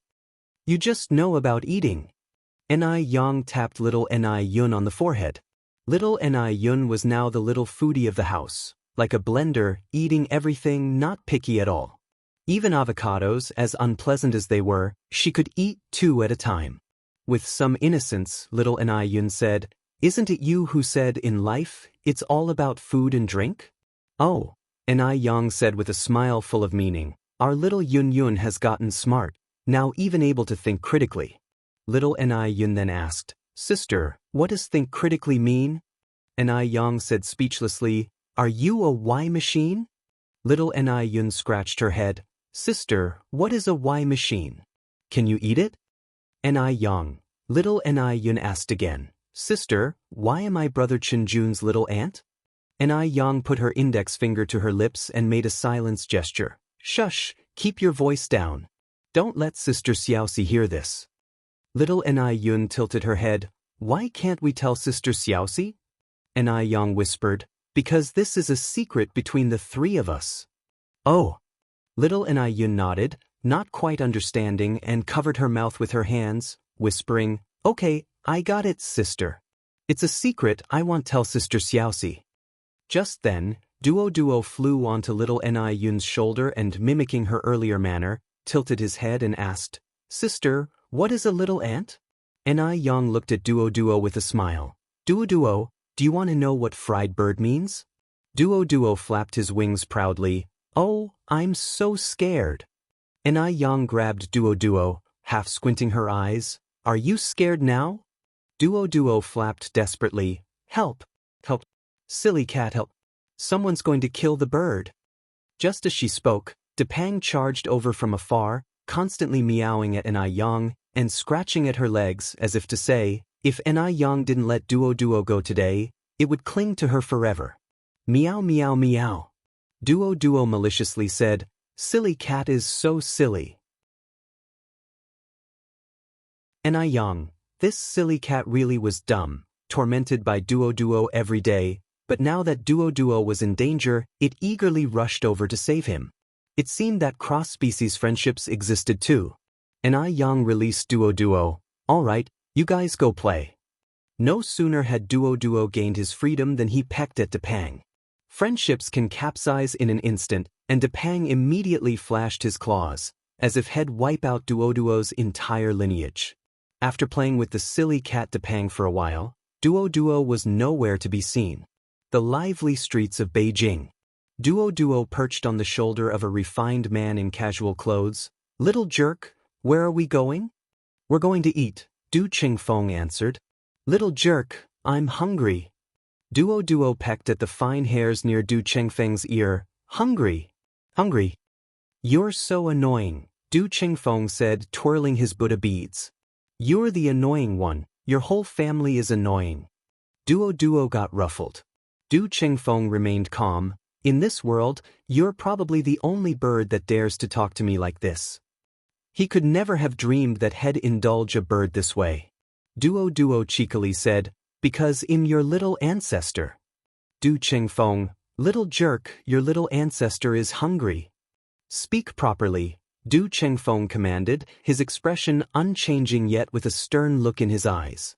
If it had been before, Duoduo would have trembled with fear, but not anymore. "Du Qingfeng, your little ancestor is hungry." Du Qingfeng, seeing that Du Qingfeng had no intention of grabbing the bird food, Duoduo coquettishly rubbed against his chin. Finally, Du Qingfeng took out fine quality bird food from his pouch. "Delicious." Wu Yenyun spotted Du Qingfeng from a distance. But due to their previous encounters, she couldn't muster the courage to greet him. Looking at Duoduo on Du Qingfeng's shoulder, then at herself, Wu Yanyun's lips curled into a mocking smile. Had she really fallen so low that she was now inferior to a pet kept by Ni Yang? How ironic! Ni Yang was shameless, using a pet to flirt with Du Qingfeng. Just then, a dark shadow flew towards Wu Yenyun, an excited voice shouting, "Yenyun! Yenyun!" Previously, Wu Yenyun had visited the Ni family many times, and when at their place, she had fed Duoduo, who was quite gluttonous. Thinking of coming over to greet her and surely being fed something delicious, Duoduo thought Wu Yenyun would be overjoyed. Wu Yenyun was initially startled, noticed Du Qingfeng nearby, and then smiled and greeted Duoduo. "Hello Duoduo." "Hello Yenyun." If there was one thing Duoduo was good at, it was mimicking quickly. Wu Yenyun continued, "Duoduo, my home has delicious food, visit sometime if you're free." Duoduo didn't catch anything else but the mention of delicious food and got terribly excited. Delicious. Delicious. If you find any errors, ads pop up, ads redirect, broken links, non-standard content, etc., please let us know report so we can fix it as soon as possible.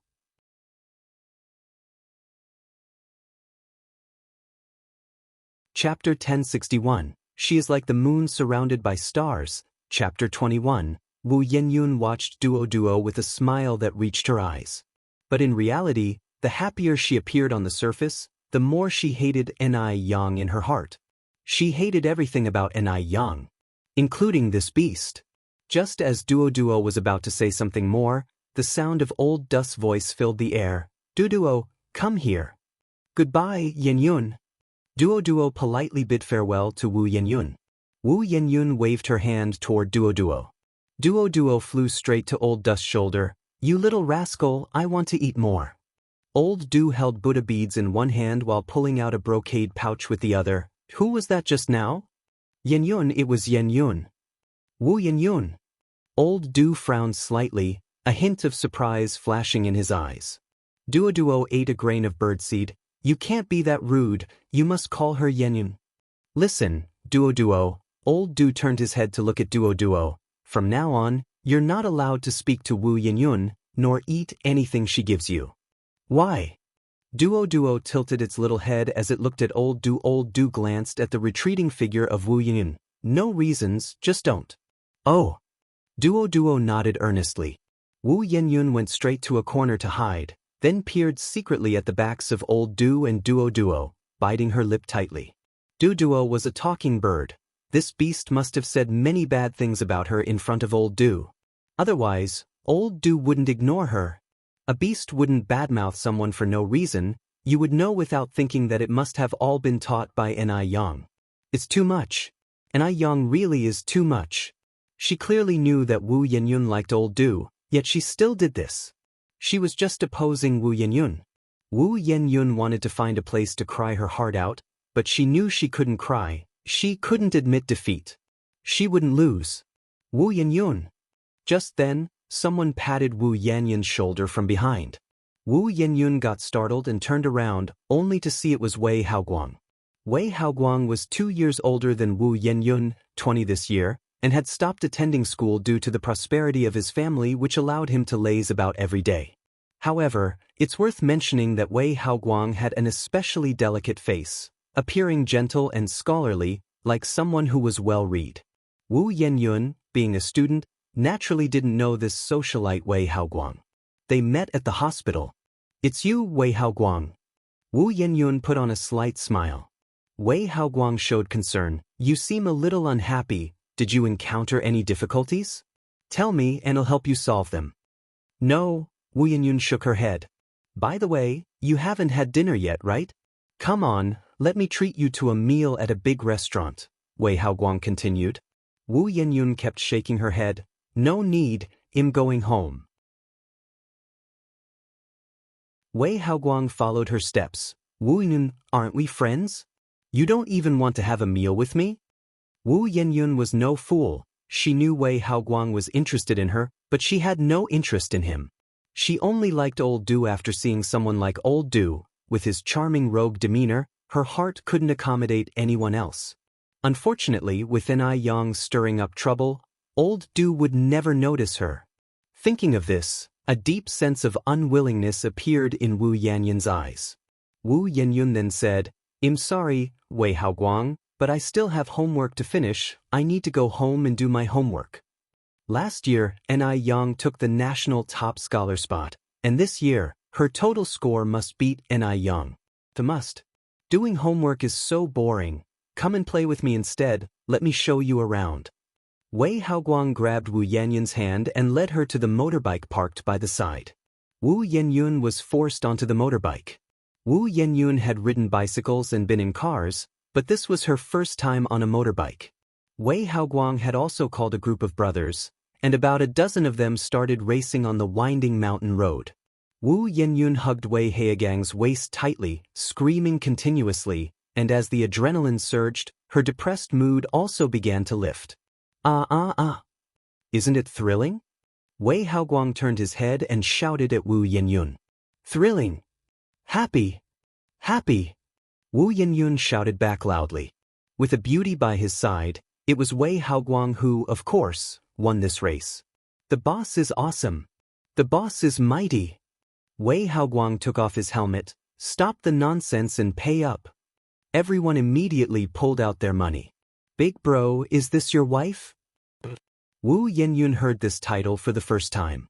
It was a novel feeling, and it filled her with a sense of vanity. Wei Haoguang put his arm around Wu Yenyun's. "Your sister-in-law is still in school, guys. Don't scare her." Wu Yenyun bowed her head, her face blushing red. She wanted to refuse Wei Haoguang, but she couldn't. "Which school are you from, sister-in-law? How old are you this year, sister-in-law?" Wei Haoguang answered each question for Wu Yenyun. "Your sister-in-law is 18 years old and currently studying at City 3rd Middle School." "Sister-in-law, I know some people from City 3rd Middle. If anyone dares to bully you, just drop my name, Li Daki." "Sister-in-law, with us brothers around, you can walk sideways through City 3rd Middle." With everyone calling her sister-in-law, they began to tease her. Wu Yenyun was very clear that she did not like Wei Haoguang, but she enjoyed the feeling of being protected and exalted. Just like Yang. Didn't Yang also have a crowd of people surrounding her? They all said it, her current life was thanks to Yang. But now, without Yang, isn't she still living a carefree life? What's so great about Yang? In the future, she would live even better than Yang. After the motorcycle ride, someone suggested they go get a drink. Wei Haoguang was in a good mood today. "Everyone enjoy your food and drinks to the fullest. The treat is on me today." Everyone immediately cheered. "Big bro is mighty. Sister-in-law is mighty." Wu Yenyun liked the feeling of being surrounded, but she still had a clear mind. Faced with the glasses of alcohol handed to her, she declined them all. Sorry, I don't drink alcohol. She was still a student, she couldn't drink. Wei Haoguang said with a smile, your sister-in-law can't drink, so I'll drink on her behalf. With all the commotion, it got late. When Wei Haoguang dropped Wu Yenyun at the Wu family's home, it was already past 8 o'clock. As soon as Wu Yenyun entered the house, Yan Erju said, Yenyun, you're finally back. If you hadn't come back, your dad and I were going to call the police. Wu Jinshu said, Yenyun, where have you been? You made your mom and me worry so long. Worry? Did they genuinely worry about a daughter who had no blood relation to them? They can secretly meet with Ni Yang, but she's not allowed to go out and have fun? Is that fair? Wu Yenyun put away the sarcastic look in her eyes. I was studying at a classmate's house. This will happen often in the future, so Mom and Dad, you don't need to worry about me. Hearing this, Yan Erju and Wu Jinshu sighed in relief. Xiaoyan, although studying is important, safety is more so. It's already 8 o'clock, and it's not safe for a girl to be out. By the way, where does your classmate live? In the future, let your dad take you there. Wu Jinshu nodded. Right, your mother is right. Did they truly worry about her safety? Or were they just looking for an excuse to keep an eye on her? So, she didn't even have this much freedom? Wu Yenyun continued, no need, my classmate has a bicycle.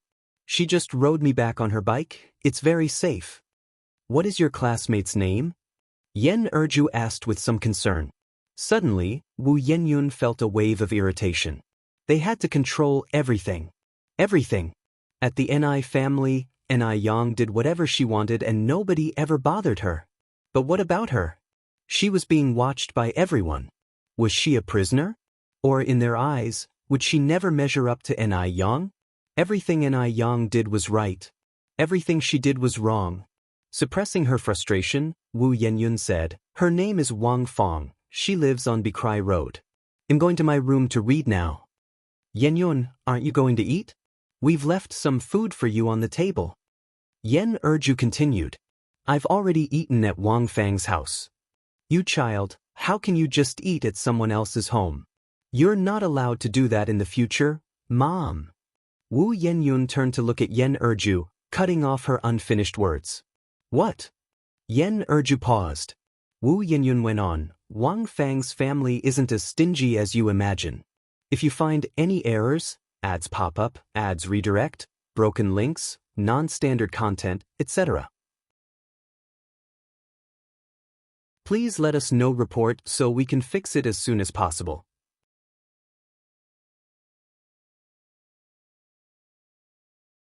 Chapter 1062, Gradual Change, Chapter 22, Wu Yenyun's words were heavy, laced with a hint of accusation. Once she formed an opinion of someone, everything that person did was wrong. Yan Erju was stunned. She just felt it was inappropriate to always dine at her classmates' homes. She hadn't expected Wu Yenyun to be angry again. Yan Erju sighed helplessly. Back in the room, Yan Erju said to Wu Jinshu, Xiaoyan has changed. She felt she was becoming unrecognizable. Wu Jinshu also sighed. The child is grown up. She has her own thoughts now. Plus, I heard a teacher say today that children reach a certain age and enter a rebellious phase, which those educated folks call adolescence. Adolescence?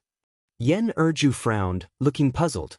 Wu Jinshu nodded. Yes, adolescence, and I've also heard that teenagers and adolescents are not easy to manage. Some even go down the path of crime during this time. Nearly every family deals with situations like this. At this point, Wu Jinshu paused, then continued, in the future, let's be a bit more relaxed with Yenyun, not question everything, and allow the child some personal space. Although Wu Jinshu was not literate and had a low level of education, he was a rare good father. He could tolerate all his child's flaws. Yan Erju continued, adolescence, my foot. Where do these absurd theories come from?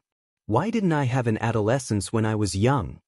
Maybe you've forgotten, Wu Jinshu said. Yan Erju sighed. So when does this adolescence phase end? Wu Jinshu shook his head. I'm not quite sure about that. Yan Erju went on. But what if she's in adolescence all her life? A lifetime of adolescence? Wu Jinshu laughed. Erju, don't worry.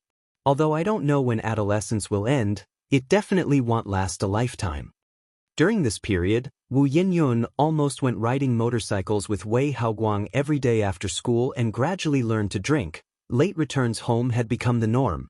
Her parents in the Wu family still believed she was studying at a classmate's house. In mid-February, Li Yao returned from Shanghai. During this time, Li Yao had already arranged the store affairs in Shanghai. This trip, she was coming to transport the ice muscle jade skin products back to Shanghai. Li Yao hired a large truck for the job directly. Seeing this truck, N.I. Yang chuckled. Sister Yao Yao, how much ice muscle jade skin are you planning to haul back? Li Yao said, beautiful, just get me the stock. However much it is, I can sell it out. Through her promotion, ice muscle jade skin had already gained high popularity among the circles of ladies and socialites. N.I. Yang laughed. I just shipped a batch to M country recently, and with the recent sales, our stock is not much now. How can this be? Li Yao frowned slightly and continued, don't you have a large factory now? Can't keep up with the demand. N.I. Yang went on, the factory won't be finished for another half-month. I estimate it can only start operating at the beginning of next month. Ah. Upon hearing this, Li Yao looked at N.I. Yang with a face full of disappointment. I thought the factory had already started operating. That's not so fast, N.I. Yang continued, but Sister Yao Yao, don't be disappointed. Although we don't have a lot in stock right now, it's still enough for you to sell. How much is there? Li Yao asked. Come with me to have a look. N.I. Yang led Li Yao to the warehouse. The warehouse was filled with piles of ice muscle jade skin, all very fresh, having been produced only recently. Li Yao continued, this isn't even enough for 2 days' sales. N.I. Yang went on, limited editions are sold only at the beginning and end of the month. Including the basic ones, it should be enough for you until next month. Just hang in there for a while, and I'll be fine once the factory starts. Alright, that's the only option now, Li Yao nodded. By the way, Yang, how much for these? N.I. Yang clicked on her abacus, 57,000 in total. Okay, they'll transfer it to your account from the bank when I get back. Trust the doubtful, doubt the trusted. N.I. Yang nodded. Okay. Then N.I. Yang added, has Sister Jiao Jiao arrived in Beijing? She'll probably take a little while longer. After loading the goods, N.I. Yang joined Li Yao for a meal at the Fragrant Beauty restaurant. Li Yao devoured 3 desserts in one go and sighed lightly, oh my. I'm so satisfied. During my time in Shanghai, all I could think about was the delicious food from Beijing Beauty. Now I've finally had my fill. I wonder when the boss of Beijing Beauty plans to open a branch in Shanghai. When N.I. Yang had originally founded Beijing Beauty, she had never thought about turning it into a cheap chain of restaurants. She wanted Beijing Beauty to be a legacy, to become a major landmark of Beijing. It was better to have a scarcity than an excess. If Beijing Beauty could be found everywhere, it would lose its original business philosophy. Moreover, even without opening branches, the daily turnover at Beijing Beauty was still impressively high. N.I. Yang smiled and asked, Sister Yao Yao, do you really like the food from Beijing Beauty that much? Li Yao nodded, of course. Beijing Beauty has the most delicious food I have ever tasted. N.I. Yang smiled and took a bite of a duck tongue. The 18th day of the second lunar month was Mo Baichuan's engagement day. Mo Baichuan was Mo Qixin's elder nephew, and N.I. Yang was Mo Qixin's girlfriend. With such an important occasion, it wouldn't be appropriate for N.I. Yang not to go. In the morning, as soon as N.I. Yang came downstairs, she saw Mo Qixin already sitting at the dining table having breakfast. Little N.I. Yun was sitting across from him. Perhaps because little N.I. Yun had known Mo Qixin since she was young, she inexplicably liked Mo Qixin very much and treated this future brother-in-law just like a real brother. Mo brother, why are you here so early? N.I. Yang asked Mo Qixin in surprise. Early? I've been waiting for you for over half an hour, Mo Qixin replied. N.I. Yang felt a bit embarrassed and touched her nose. Although Mo Qixin was usually a bit scatterbrained, He was very proper at the Ni family's house. When Ni Yang was sleeping, he never stepped half a foot into her bedroom. Have you brushed your teeth and washed your face? Mo Chishan followed up with another question. Ni Yang nodded. Sit here. I'll dish up some food for you. Mo Chishan rose from his chair. Watching Mo Kishan's retreating figure, Ni Yang thought to herself that this man was far too comfortable here. This was clearly her home, yet Mo Chishan behaved as if he was in his own place. Soon, Mo Chishan returned with a bowl of white porridge and also held a boiled egg in his hand. He calmly peeled the eggshell, placed the yolk in his own bowl, and gave the egg white to Ni Yang. Ni Yang wasn't picky with food, but she didn't like the yolk of boiled eggs. Therefore, whenever Mo Chishan was around, he would eat the yolk. If Mo Chishan wasn't there, Ni Yang wouldn't eat the egg at all. Big sisters who are picky eaters won't grow tall. Little Ni Yun winked at Ni Yang playfully. Ni Yang smilingly said, Your big sister isn't picky, it's just that your future brother-in-law loves egg yolks, so your sister gives them to him because I can't bear to eat them. Really? Ni Yang nodded earnestly. You're so nice to your brother-in-law. You're the best, big sister. Little Ni Yun exclaimed. Ni Yang's lips held a smile. As the conversation ended, little Ni Yun asked, Big sister, are you happy now? Ni Yang nodded slightly, scooped a spoonful of white porridge into her mouth, and said, It's all right. Big sister, can I have some candy?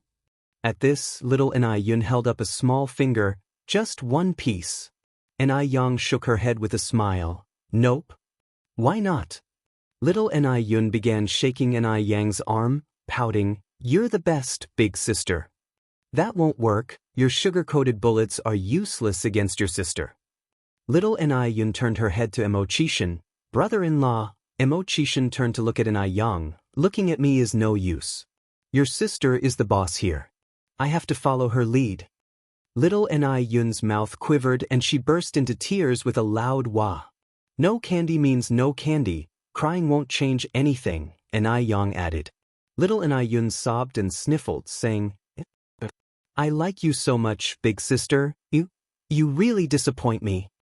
The poor little thing looked absolutely heartbroken. Ni Yang found a tissue to wipe little Ni Yun's tears and said, What did big sister tell you before? Eating candy is bad for your teeth. If you always eat candy, little bugs will grow on your teeth. They will slowly burrow into the inside of your teeth and eat them away. Then, our pretty little Yun Yun will have to eat only soft food, like porridge and noodle mush. If that happens, you won't be able to eat delicious things like chicken, duck, fish, or big pancakes anymore. If you find any errors, ads pop up, ads redirect, broken links, non-standard content, etc., please let us know reports so we can fix it as soon as possible.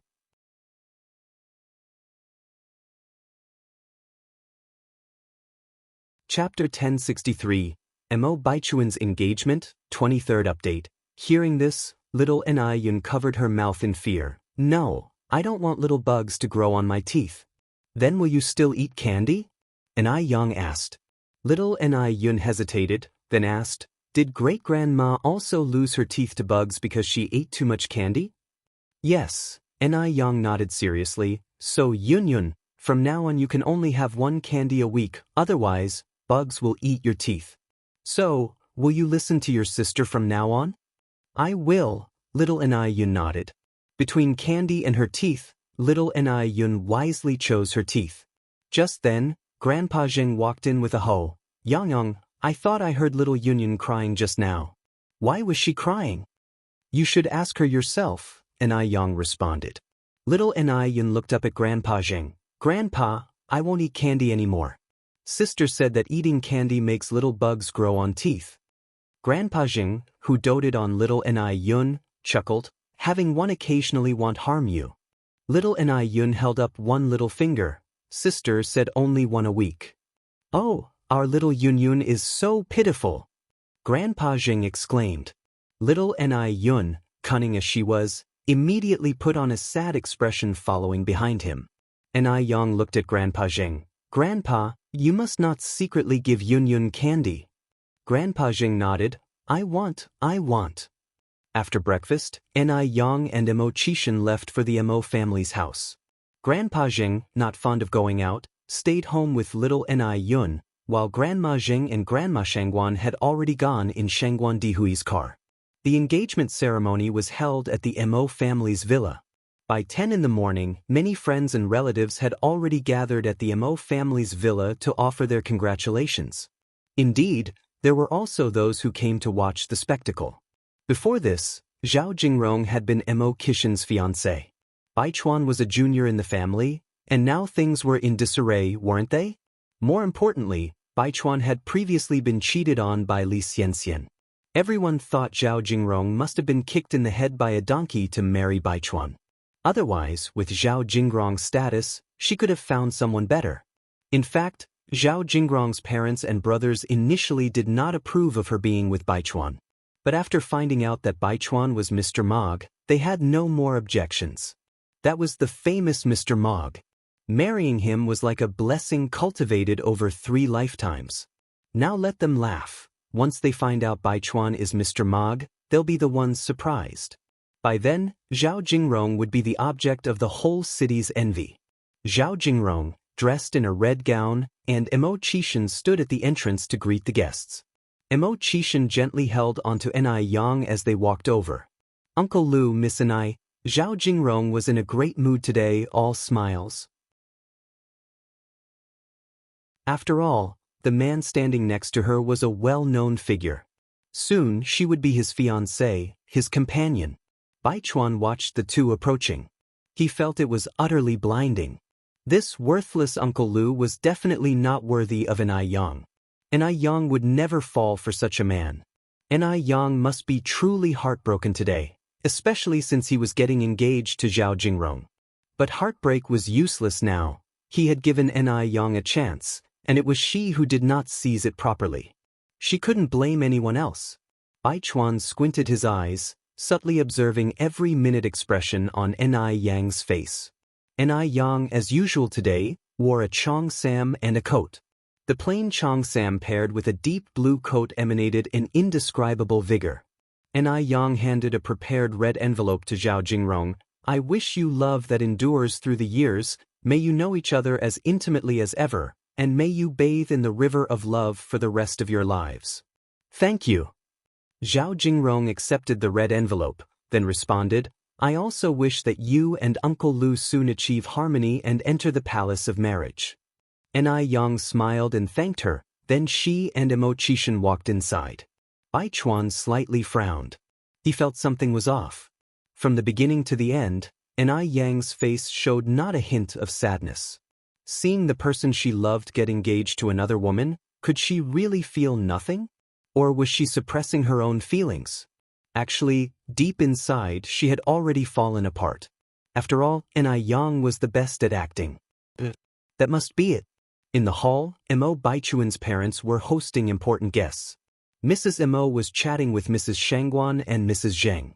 Shangguan Dehui was strolling in the Mo family's garden with Ni Zihua. Apart from the relatives of the Mo family, the relatives from Zhao Jingrong's family were also in the hall. Today, Mo Baichuan and Zhao Jingrong were the protagonists, so Mo Qishan didn't need to entertain guests, so he took Ni Yang upstairs to play games, planning to come down for dinner when it was time.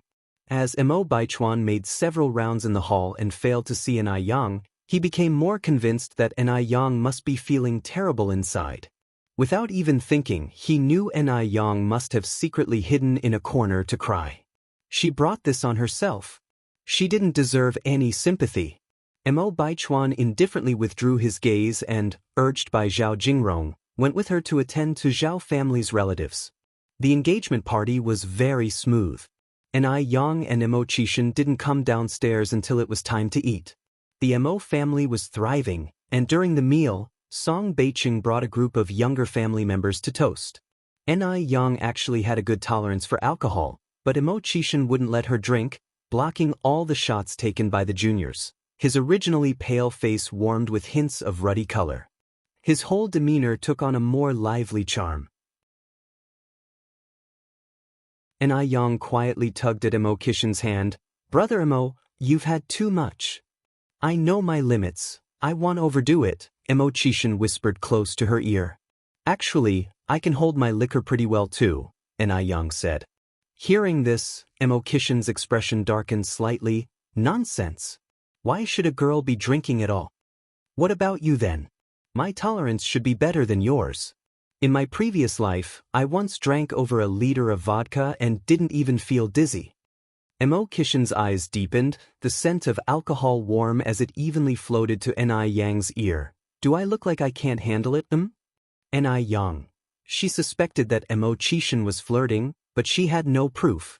Their interaction was all caught by Mo Baichuan across the room.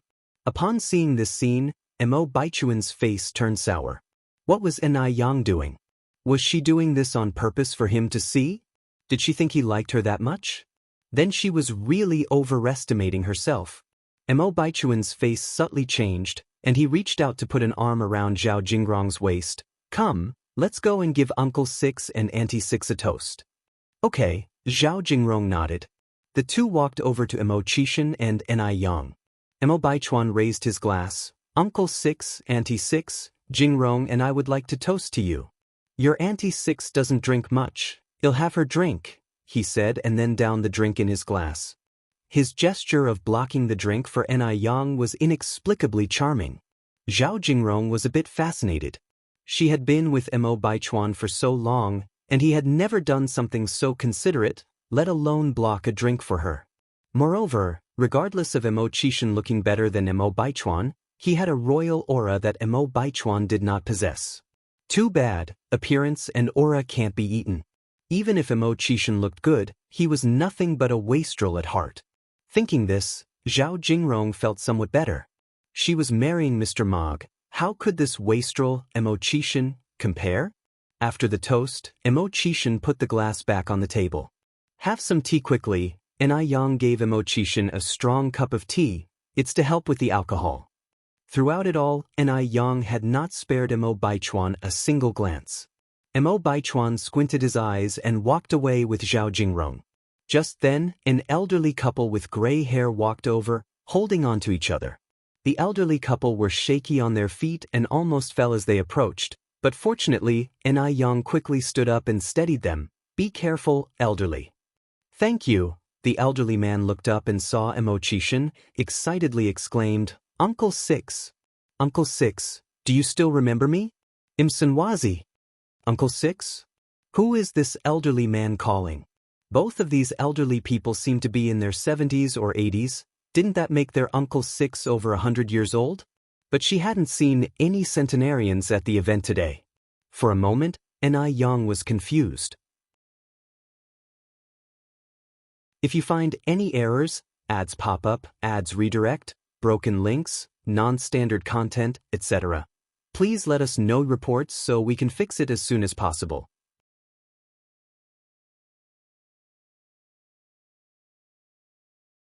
Chapter 1064, The Uncomfortable Mo Baichuan, Chapter 24. At that moment, Mo Chishan nodded calmly. I remember. Ni Yang. Mo Chishan was their Uncle Six? Had she heard wrong? Ni Yang looked at Mo Chishan with a face full of surprise.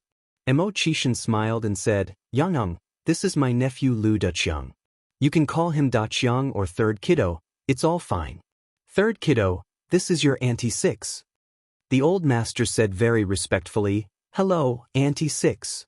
Ni Yang swallowed, and that term Third Kiddo ultimately didn't leave her lips. Hello. The old master nudged the old lady next to him with his elbow. After a moment, the old lady reacted, bowed and followed suit. Hello Uncle Six, Auntie Six. Hello you too. Ni Yang had long known that Mo Chishan's generational ranking in the Mo family was not low, but she didn't know that his ranking was so high. And moreover, when the two elders looked at Mo Chishan, there wasn't a trace of disdain in their eyes, but all the respect that a junior should have.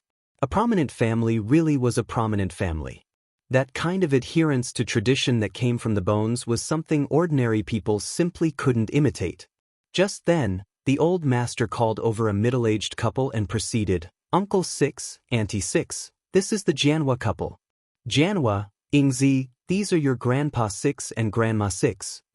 The middle-aged couple immediately greeted them. "Hello, Grandpa Six and Grandma Six."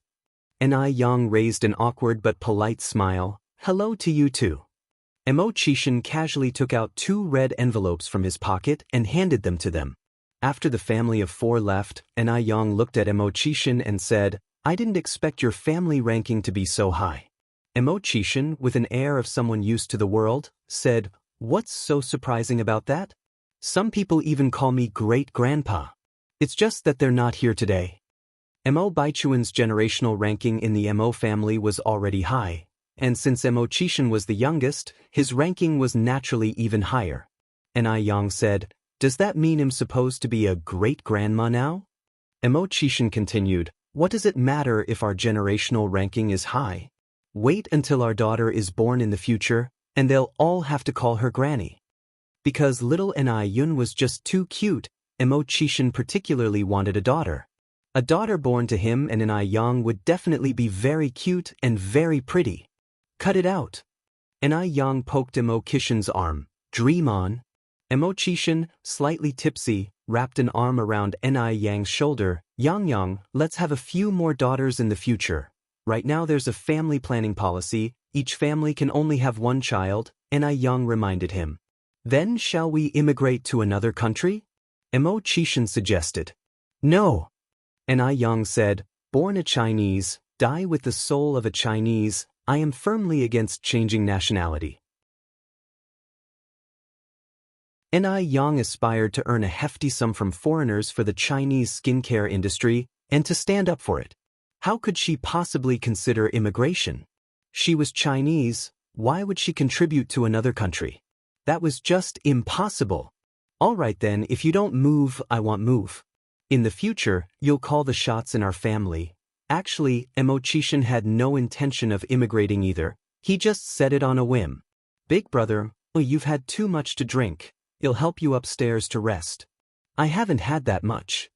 "Let's go." Ni Yang greeted the others at the dining table and then supported Mo Chishan as they headed upstairs. "Do you need any help, little auntie?" Song Beicheng came over to ask.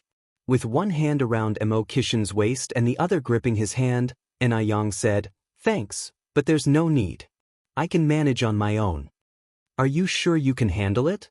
Song Beicheng expressed his doubts. Mo Chishan was nearly 190 centimeters tall. Though not fat, he was still a big man. Mo Chishan was honestly worried that Ni Yang wouldn't be able to carry him. Ni Yang laughed and said, "Piece of cake. Are you sure you don't need help?" "Dear nephew." Ni Yang looked up at Song Beicheng. "I am sure and certain that I don't need your help. Go play over there." "Go play over there?" Did Ni Yang just treat him like a 3-year-old child? Song Beicheng scratched his head. During their conversation, Ni Yang had led Mo Chishan to the stairwell of the 2nd floor. This convinced Song Beicheng. It seemed Ni Yang truly was capable. As Song Beicheng watched the backs of Ni Yang and Mo Chishan, another person was also watching. This person was Mo Baichuan. Mo Baichuan narrowed his eyes, and the expression at the bottom of his eyes didn't look good. He could no longer distinguish when Ni Yang was pretending and when she was not. Could it be that Ni Yang watched him and Zhao Jingrong's engagement without feeling a thing? Could it be that she had to wait until he and Zhao Jingrong got married before she came to steal the bride? Mo Baichuan exhaled softly. Ni Yang took Mo Chishan straight to the 3rd floor room and then made him a cup of honey water. "Honey water, it sobers you up." Mo Chishan obediently took the cup and drained the honey water in one gulp. "Do you want more?" Ni Yang asked. "No, thanks." Just then, Mo Chishan suddenly reached out, hugged Ni Yang, and pressed her onto the sofa.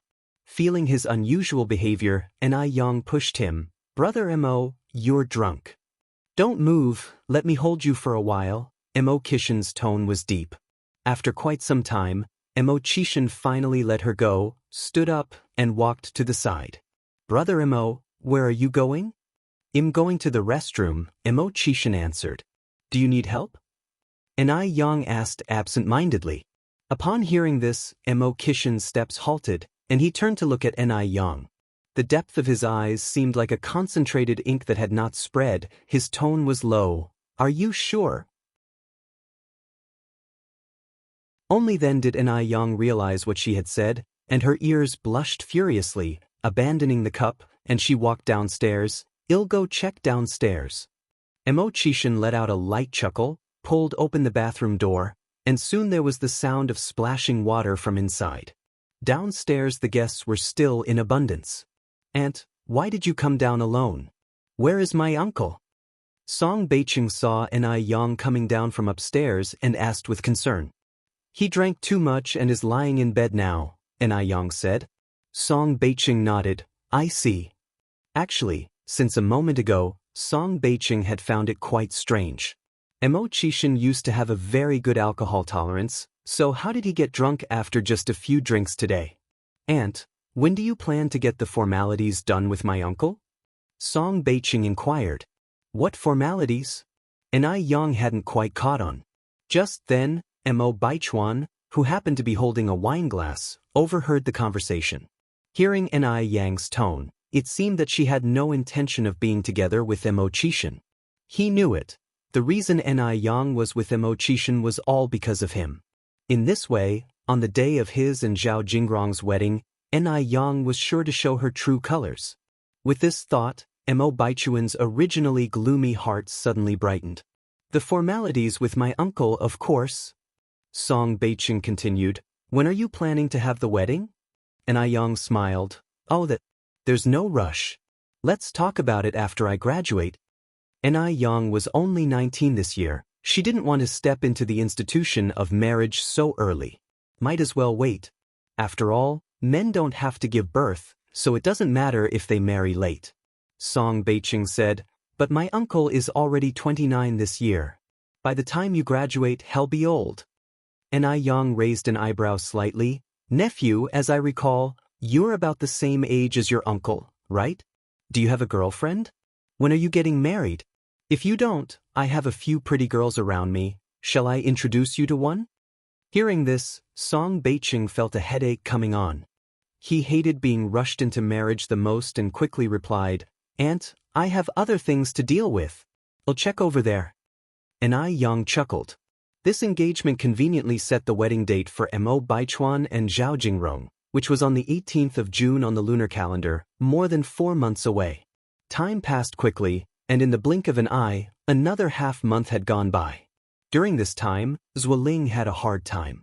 In just 2 months, he looked like he had aged 10 years. He regretted it. He didn't want to live with Chen Laibao, who was no better than Zhu Beiji, for another day. "Mom, I want to divorce Chen Laibao." "What did you say?" Zuo's mother was startled. "I want to divorce Chen Laibao." Zuoling repeated. Zuo's mother hurriedly covered Zuoling's mouth. "Lingling, you can't talk nonsense like that." Zuoling's current job was given to him by Chen Leibao's father.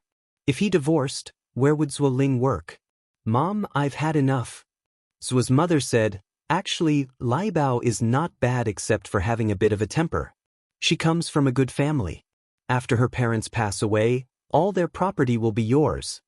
If you find any errors, ads pop up, ads redirect, broken links, non-standard content, etc., please let us know reports so we can fix it as soon as possible."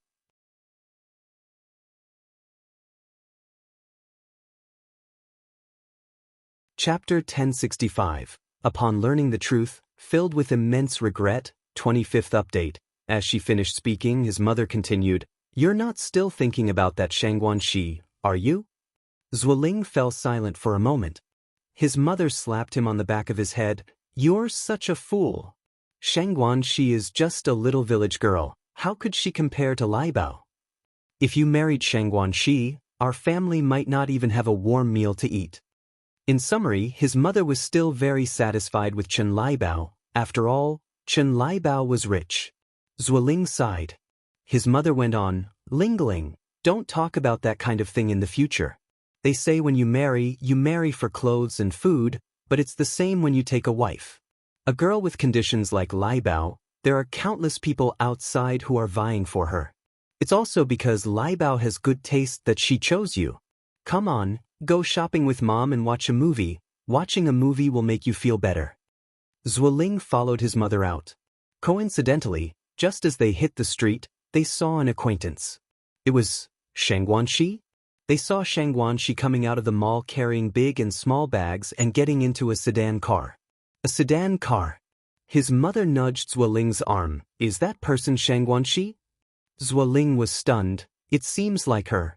Whose car is that? His mother asked curiously, wondering if Xianxia had snagged a rich guy. I don't know whose it is. Zuoling shook his head, his heart filled with mixed emotions. Xianxia was still beautiful and confident and had even found herself a wealthy boyfriend. And he had become a married man. Before the mother and son could react, the car drove away. His mother looked in the direction the car disappeared, her eyes filled with curiosity. She was genuinely curious. After all, Xianxia almost became her future daughter-in-law. Now that Xianxia was riding in a sedan car, how could she not be curious? She had no idea what Xianxia's boyfriend looked like. But for sure, Xianxia's boyfriend couldn't be as outstanding as Zuoling, nor as good-looking as him. Being able to drive a sedan car, maybe he's some old, decrepit man. That must be it. Thinking this way, his mother felt a bit better. For such a young girl like Xianxia to marry an old man, that wasn't something to be proud of. Lingling, I think Xianxia's current boyfriend must be some old creep. Maybe even older than your dad. Geez, such a girl is really shameless. Ready to do anything for money, it's a good thing you dumped her back then. Otherwise, she would have surely cheated on you eventually. His mother blurted out what was on her mind. Zuoling was taken aback. Mom, don't talk nonsense. Nonsense? What I'm saying is based on facts. Xianxia should look at herself. A village girl like her, thinking she could marry into a wealthy family? Dream on. That made some sense. Xianxia was, after all, a country girl. How could a country girl marry into a wealthy family? Dream on. And Zuoling had seen Wu Chenjin's car before. He was certain that the car just now wasn't Wu Chenjin's. So, the driver definitely wasn't Wu Chenjun. If the driver wasn't Wu Chenjun, it was very likely, as his mother said, that Xianxia had found herself an old man. Though Xianxia went off with an old man, he had married Chen Laibao, a sow, but at least she was young. Thinking like that, Zuoling felt a lot better and walked toward the cinema with his mother. After watching the movie and stepping out of the cinema, Zuoling ran into Xianxia again. This time, Zuoling also saw the person driving the car clearly. The unbelievably driver was Xianxia herself. And sitting in the passenger seat wasn't some old man, but Xianxia's sister, Anna Yang. It seemed that Anna Yang was teaching Xianxia how to drive. Why could Anna Yang drive? Where did they get the car from? Weren't the Xianxia family very poor? What was going on now? For a moment, Zuoling panicked. His mother was also surprised. Is that little girl in the passenger seat Xianxia's stepdaughter? If Xianxia really had married an old man, then it would make sense for her to have a stepdaughter about her age. Zuoling shook his head. That's Xianxia's sister, Anna Yang. My goodness! His mother covered her mouth in astonishment. Could it be that the sedan car belonged to Xianxia's family? Impossible, right? What in the world was happening? It must be a mistake. His mother patted Zuoling's hand. Even though Xianxia was driving, it doesn't necessarily mean the car is hers. Maybe it was given to her by that old man. Source: web novel. Com, updated by Novlov. Com if you find any errors, ads pop up, ads redirect, broken links, non-standard content, etc. Please let us know reports so we can fix it as soon as possible.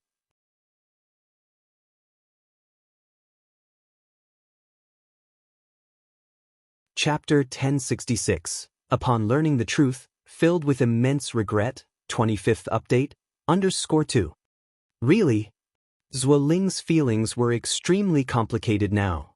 Thinking back to what he had seen at the Ni family last time, he felt as if he had missed out on a gold mine. Madame Zhuo nodded. Yes. That's definitely it. Come on, Lingling, let's go to the bank. We need to pay Auntie Zhou her salary tomorrow. Madame Zhuo dragged Zuoling to the bank. Just at that moment, they ran into Shangguan Su leaving the bank. He was looking down and saying something to the assistant behind him, clearly a high-ranking leader. Zuoling was stunned again. She had mentioned that Su worked at the bank, and Zuoling thought he was just a menial worker, but it didn't seem so now. Could a menial worker have such an air about him? What's wrong, Lingling? Madame Zhuo tugged at Zuoling's sleeve. Zuoling swallowed hard. The person walking in front is Zai's older brother, Su. Zai's older brother? Madame Zhuo looked up. Su also heard the noise and looked over here, then quickly averted his gaze as if the Zhuo mother and son were mere ants. Seeing this, Zuoling felt extremely upset. After all, Su had been quite polite to him when they met the parents that night.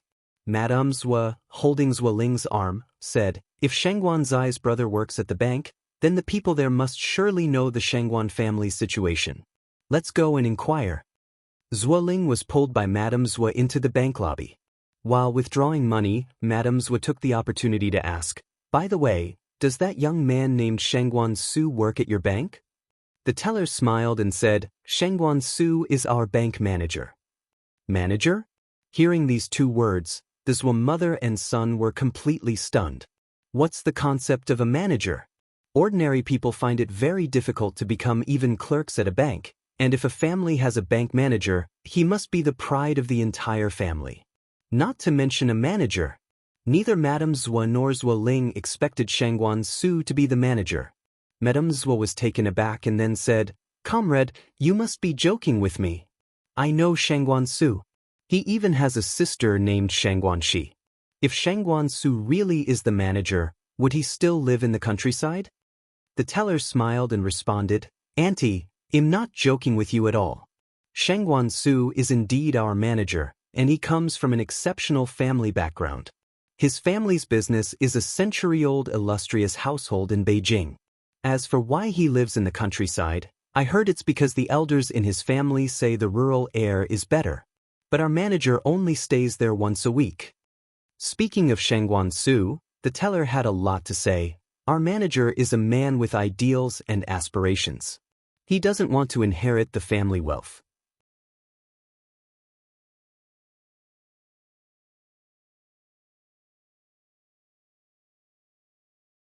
Chapter 1067. Upon learning the truth, filled with immense regret, 25th update, _3. Upon hearing this, Zuoling's eyes lit up. 3 years of feelings for Shi, maybe she really would forgive him? The mother and son hurried back to the spot they had been at, and luckily, Shi and Yang were still there. "Xiaoxi, my good child, why are you here?" Zhuo's mother approached and tapped on the car window, looking urgently at Shi. Zuoling said, "Xiaoxi, I was wrong. Please forgive me. Can we start over, please? Give me a chance, and from now on, I'll do anything you say." Shi gave them a cold glance. "Get lost." Then she floored the gas pedal, and the car took off, leaving the Zhuo family mother and son in a cloud of dust. Realizing there was no chance of reconciliation, the mother and son sat down on the ground and broke into loud sobs. Yang gave a thumbs up to Shi. "Sister Xiaoxi, that was impressive. Your driving is getting better and better." She said a bit sheepishly, "I don't know what came over me just now. Suddenly, I drove so well." Yang continued, "By the way, was that old lady we saw earlier Zuoling's mother?" She nodded. Yang went on, "From her looks, that old lady is no easy customer. Don't get fooled by them again." She said without words, "Yang, do I look like a fool to you?" She wasn't stupid enough to be tricked by Zuoling again. Besides, it seemed like she was starting to like someone else now. Thinking of that person, a smile touched Zai's brows. Seeing this, Yang felt relieved. Wu Yenyun had been coming home very late these days, which deeply worried Wu Jinshu, so he decided to wait for her at the community entrance. He wouldn't have known how bad it was if he hadn't waited. He was shocked. Wu Yenyun wasn't coming back with a female classmate but was being dropped off by a young man on a motorbike. Seeing this, Wu Jinshu was furious, and he reached out to stop the motorbike. "Yun, get off now." Wu Yenyun, who was in the back seat, was startled. "Dad, come here." Wu Yenyun hesitated, then walked behind Wu Jinshu. Wu Jinshu pointed at Wei Haoguang, the motorbike rider, and said, "Young man, our Yenyun is a good girl, she needs to study hard. Please don't come looking for her again. Otherwise, I'll hit you every time I see you." Wei Haoguang was also scared, and he took off on his motorbike, making a U-turn to flee. Wu Yenyun frowned and said, "Dad, what were you just saying? Wei Haoguang is just a friend. How am I supposed to face my friends after what you just did?" "Yenyun," Wu Jinshu said, "you are still a student. As a student, you should behave like one. What does it look like, hanging out with these kinds of dubious people all the time? I forbid you to associate with them from now on.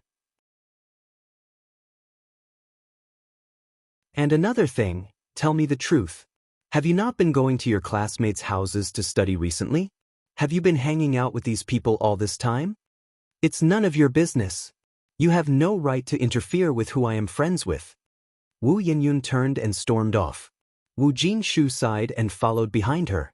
Once home, Yen Erju noticed the father and daughter both looked upset, so she asked what was wrong. Wu Jinshu looked at Wu Yenyun. "You ask her." Wu Yenyun snorted and walked to her room, backpack slung over her shoulder.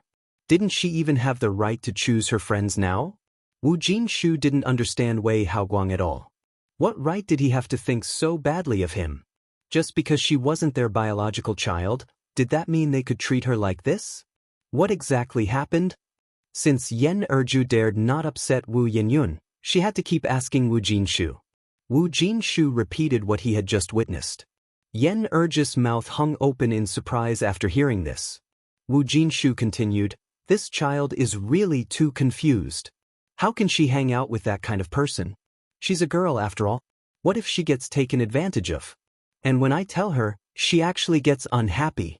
She's really become uncontrollable." Yen Erju sighed. Just then, the phone in the house started to ring.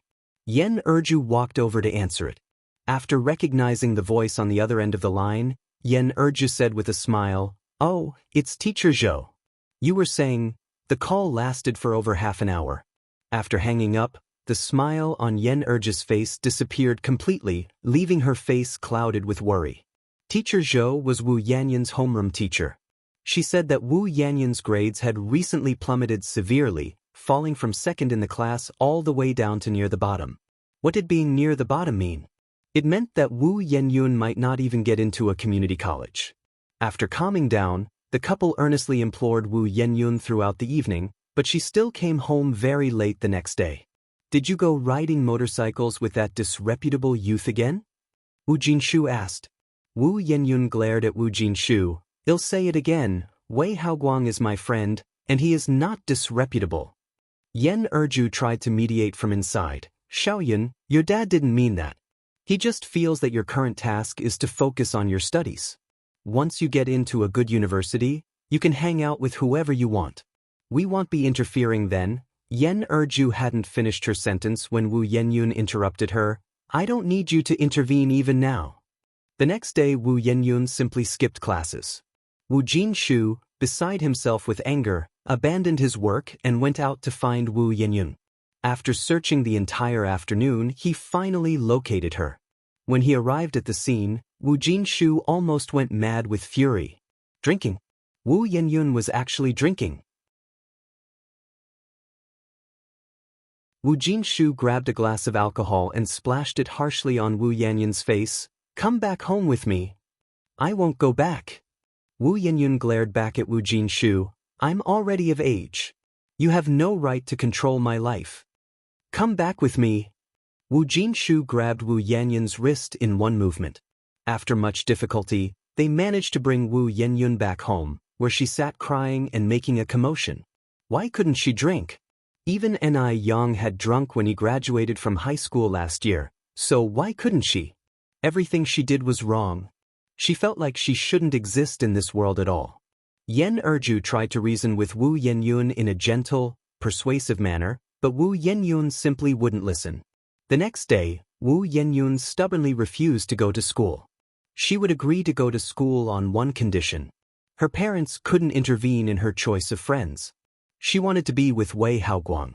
Having no other option, Wu Jinshu had no choice but to find Enai Yang. Yang, I know I shouldn't be coming to you at this time, but am really at my wit's end. Xiao Yun is just too stubborn. Please help me persuade her. If you find any errors, ads pop up, ads redirect, broken links, non-standard content, etc., please let us know reports so we can fix it as soon as possible.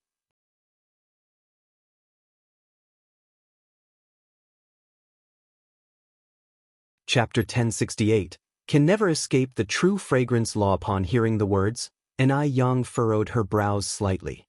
Godfather, it's not that I don't want to help, but with Yan Yun's temperament, if I were to try to persuade her now, it would not only be ineffective but would likely add fuel to the fire and make things worse. Enai Yang understood Wu Yenyun too well.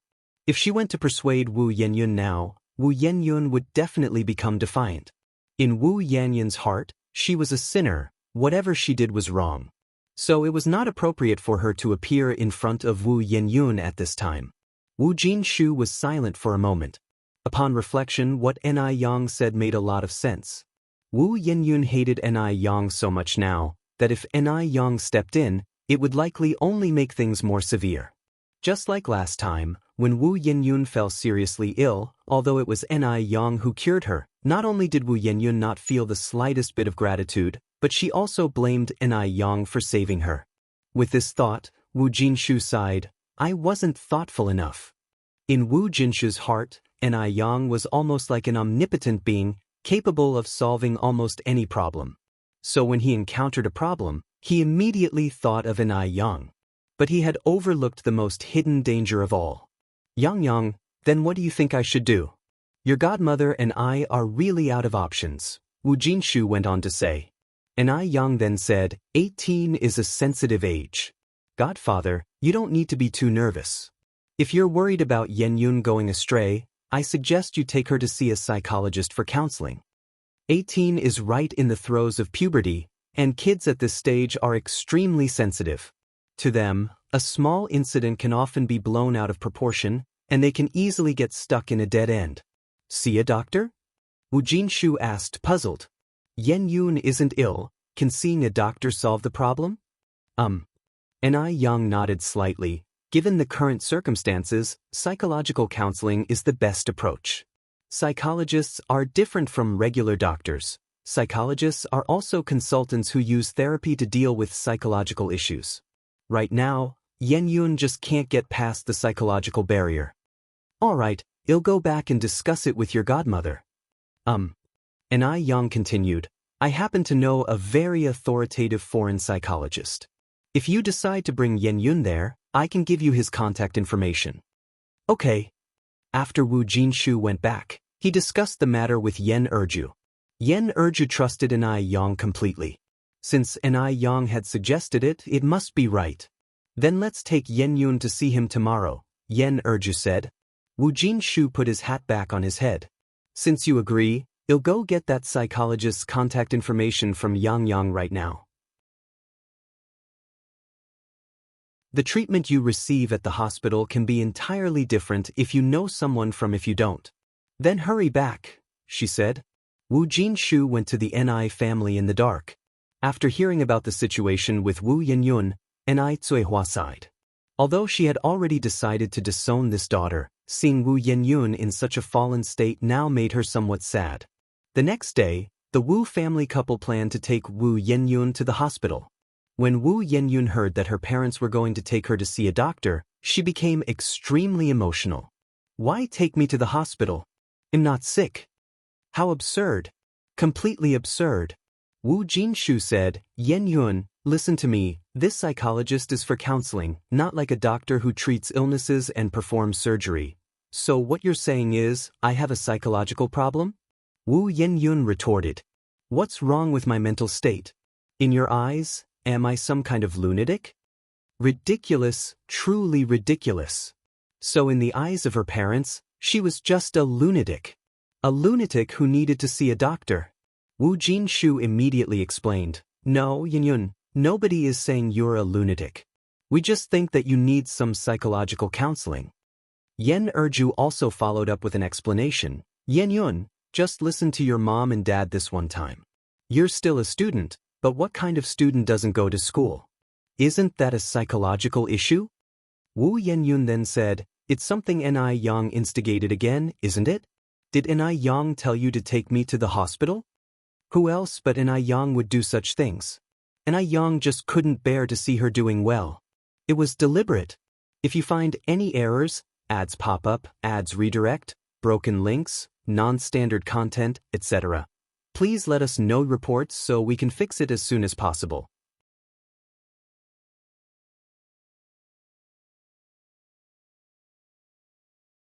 Chapter 1069. Can never escape the true fragrance law under Wu Jinshu said, it's not Yang Yang. This matter has nothing to do with Yang Yang. It was something I heard from others. They said you need to see a psychologist. A psychologist can guide you through it, and you can then untie your heart knot. Ni Yang had thought it through carefully. If Ni Yang had come with him today to persuade Wu Yenyun, given Wu Yanyun's current condition, things would have definitely gotten worse. It was usually okay not to mention Ni Yang, but the moment Ni Yang and the Ni family were brought up, Wu Yenyun would change completely. Utterly unrecognizable. Thankfully, Ni Yang didn't come today. Under the current circumstances, Wu Jinshu could only deny that Ni Yang had anything to do with this matter. Wu Yenyun continued, it is Ni Yang. Stop trying to fool me. Do you really think I'm an idiot? Yen urged aside, Xiaoyun, stop being so stubborn, let's go to the hospital. I won't go. I'm not sick. Making her go to the hospital to see a doctor out of the blue, Ni Yang was clearly up to no good. She was doing it on purpose. Ni Yang told me to see a doctor, why doesn't she go herself? Yen urged said, Yenyun, why do you always have to drag Yang Yang into everything? This really has nothing to do with Yang Yang. It's your dad and we want to take you to the hospital ourselves. Not Ni Yang? Wu Yenyun angrily said, do you dare swear it's not Ni Yang? If it is Ni Yang, may lightning strike me dead. Erju was stunned. Wu Jinshu was an atheist and immediately raised 3 fingers to swear, fine. I swear, if it's Ni Yang, may lightning strike me dead. With that, Wu Jinshu added, okay? Yenyun, come with us to the hospital. It's not good for you to keep skipping school like this. Wu Yenyun still didn't trust Wu Jinshu. She knew for sure that Ni Yang was behind this. Come on, Xiaoyun.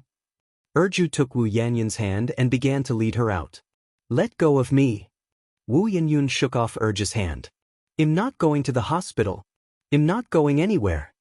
Wu Yenyun turned and entered her bedroom, closing the door with a bang. Erju sighed. What are we supposed to do about this? Wu Jinshu also sighed helplessly. Yenyun, please open the door. Wu Jinshu knocked on the door. Your mother and we have no other intentions but to take you to see a psychologist. Wu Yenyun laid on the bed, her eyes listlessly staring at the ceiling, feeling extremely upset. Just because she wasn't their biological child, her foster parents would rather believe Ni Yang's words over hers. Seeing that Wu Yenyun still didn't respond, Wu Jinshu and Yen Erju, the husband and wife, helplessly shook their heads and returned to their own bedroom. Erju sighed. She hasn't gone to school for a week now. If this continues, not to mention a college diploma, she might not even make it into a regular university. After a pause, Erju added, is there really no other way than to see a psychologist? Wu Jinshu shook his head. Yang Yang didn't say. Yenyun is angry now. Maybe we should ask again tomorrow morning? Erju said, I never noticed before, but this child's personality is really strange. More than strange. Absolutely bizarre. She's still young, said Wu Jinshu. Maybe she'll understand better in a few years. Erju sighed. She's 18, that's not young. She had been married when she was 18. Wu Jinshu fell silent for a moment. The next morning, Erju specially prepared breakfast that Yenyun liked and then knocked on Yenyun's bedroom door. Yenyun, come out for breakfast. No response. Twice, still no response. Until the 3rd, 4th time, still no response. Erju stood outside for over 10 minutes before Wu Yenyun finally opened the door. Will you ever stop bothering me? Erju was taken aback, then said, Xiaoyun, freshen up, we can have breakfast now. Wu Yenyun said with an awful look, I'm not hungry. Not hungry? How can you not be hungry? You can't skip breakfast. Come and eat. I said I'm not hungry, aren't you getting annoying? Wu Yenyun glared at Erju. Erju was taken aback. Wu Yenyun continued, from now on, I'm going on a hunger strike, until you stop interfering in who I hang out with. What did you say? Erju was startled. If you find any errors, ads pop up, ads redirect, broken links, non-standard content, etc., please let us know reports so we can fix it as soon as possible.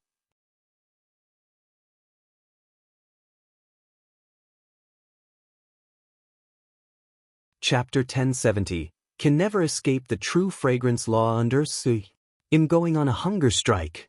Wu Yenyun declared emphatically, I'm going to fight you to the very end. After she said that, Wu Yenyun slammed the bedroom door shut with a bang. This time, she wasn't just going to fight her parents to the end, she was going to fight Ni Yang to the end as well. She wasn't a puppet on strings, subject to Ni Yang's manipulation. Xianxia. Yen Erju anxiously pounded on Wu Yenyun's door. Going on a hunger strike was no joke. What if something serious happened? No, absolutely not. She couldn't let Wu Yenyun go on a hunger strike. But, no matter how hard Yen Erju pounded on the door, there was no response from inside. Since she had declared a hunger strike, she wasn't just talking the talk. With no movement inside, Yen Erju had no choice but to give up. She abandoned her duties at the company and rushed to the construction site to find Wu Jinshu. Hearing that Wu Yenyun had actually gone on a hunger strike, Wu Jinshu was also surprised. She really went on a hunger strike? Do you think I'm joking about something like this? Retorted Yen Erju. Wu Jinshu furrowed his brow, feeling a headache coming on. What do we do now? Yen Erju continued to ask. Wu Jinshu sighed and then said, she's throwing a hunger strike, isn't she? Well, let her go hungry. Ah.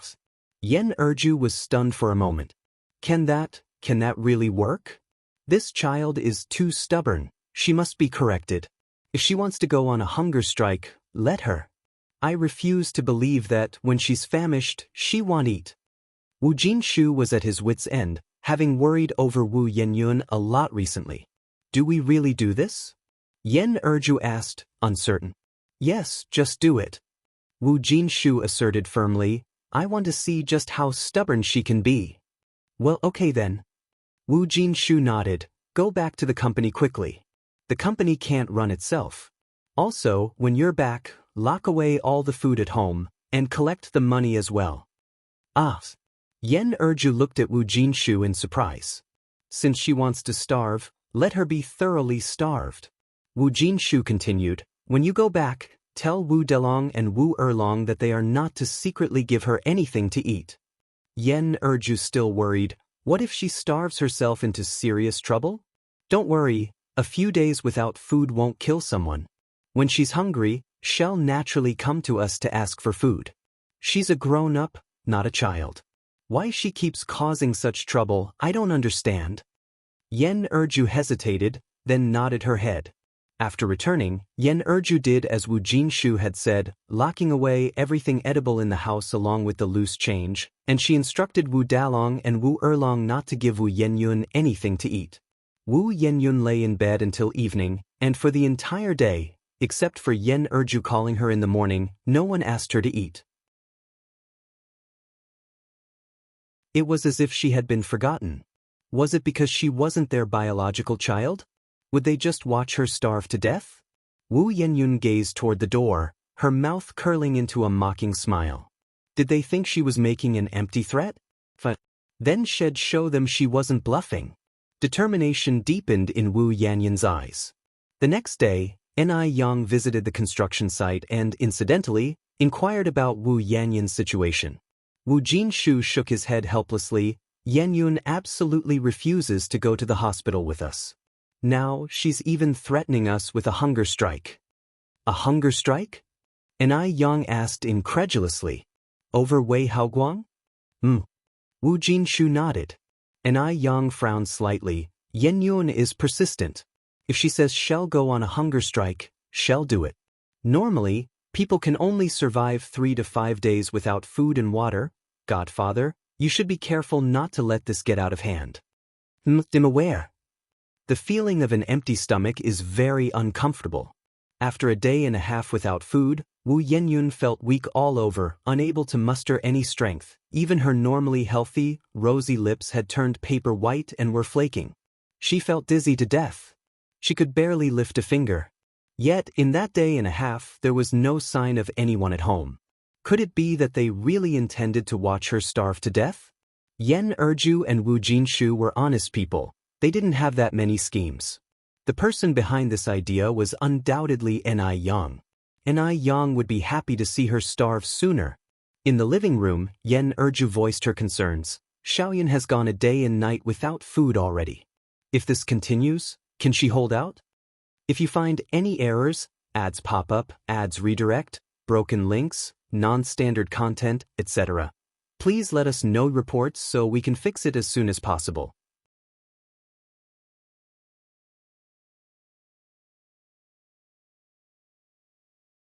Chapter 1071.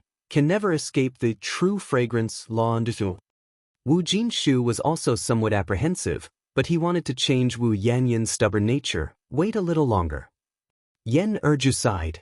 Wu Dalong and Wu Erlong were good kids. Seeing their sister so hungry, they quietly went around to the back of the house, knocking on Wu Yanyan's window. Big sister, it's us. We've brought you something to eat.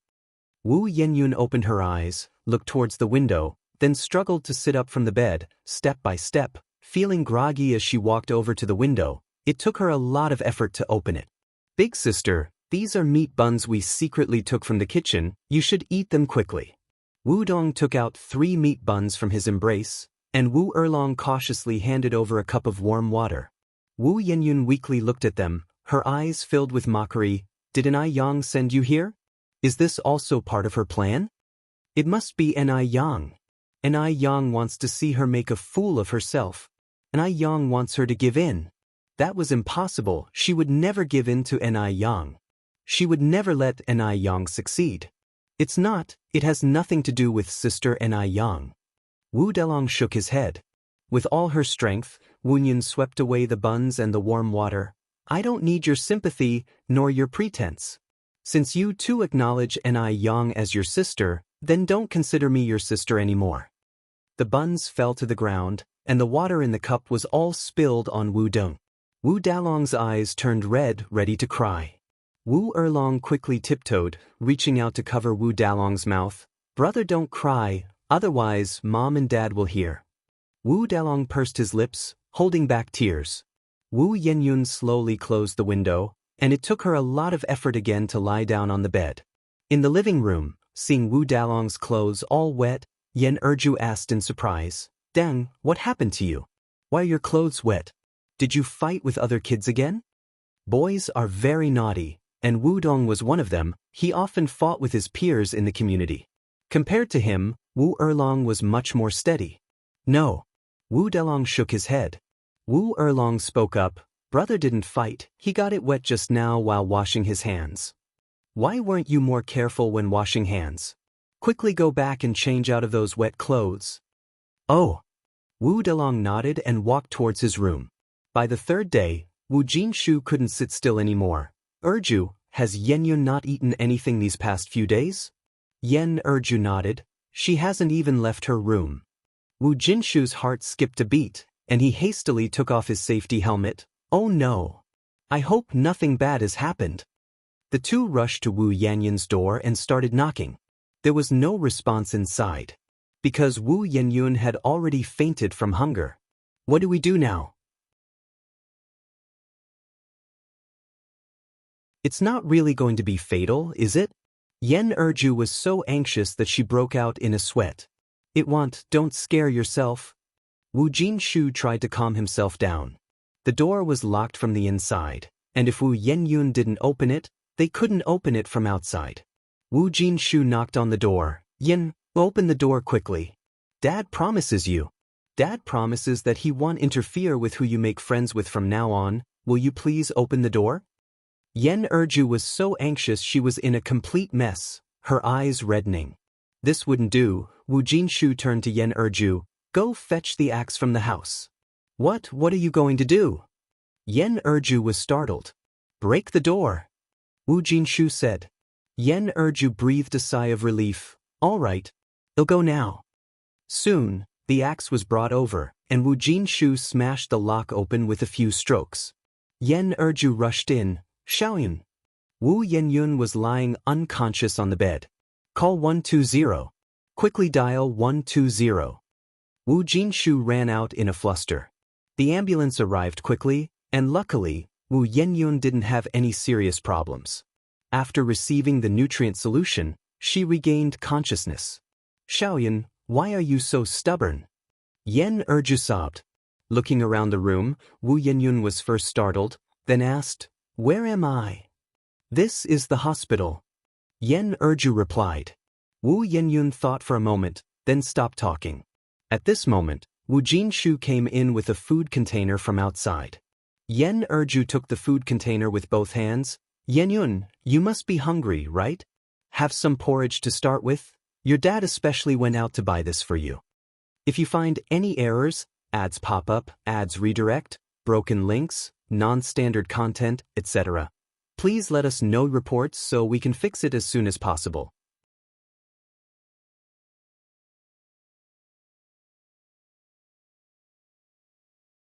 Chapter 1072, Can Never Escape the True Fragrance Law Under Life. Wu Yenyun turned her head away without saying a word. Wu Jinshu sighed. I agree with you. He continued, From now on, your mom and I won't interfere with your social life. You can hang out with whomever you want. Drink your porridge, get better, and then go to school. Really? Wu Yenyun's eyes lit up. Wu Jinshu nodded. Really? After saying that, Wu Jinshu added, This is your choice. If there's any disadvantage due to this matter, don't blame us, your parents, for not warning you. At this point, they could only let go, hoping that Wu Yenyun wouldn't do something to regret. Wu Yenyun nodded. Dad, don't worry, I understand. It's good as long as you are aware. Yen Erju scooped a spoonful of porridge to Wu Yenyun's mouth. Eat up.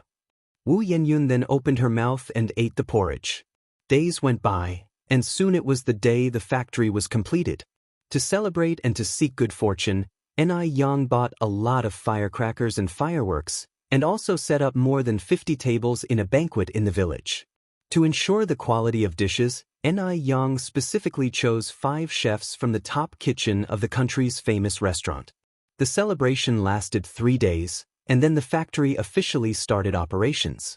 Including 12 security personnel, there were over 400 people in the factory, but the dormitory was only 1/3 full. The dorms were of 2 types. One was a 6-person room, similar to school dorms, with beds above and storage below. There was also a room for couples. Because of prior training and having the old guide the new, no mistakes occurred on the first day of work, and the production volume was more than 10 times that of before. Han Xiaoyu's father became the factory manager again, very delighted and determined to work hard not to disappoint Ni Yang. The next day, Ni Yang shipped a large batch of goods overseas.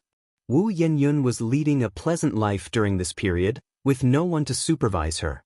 She would ride on Wei Heagang's motorcycle almost every evening after school. Today is Saturday.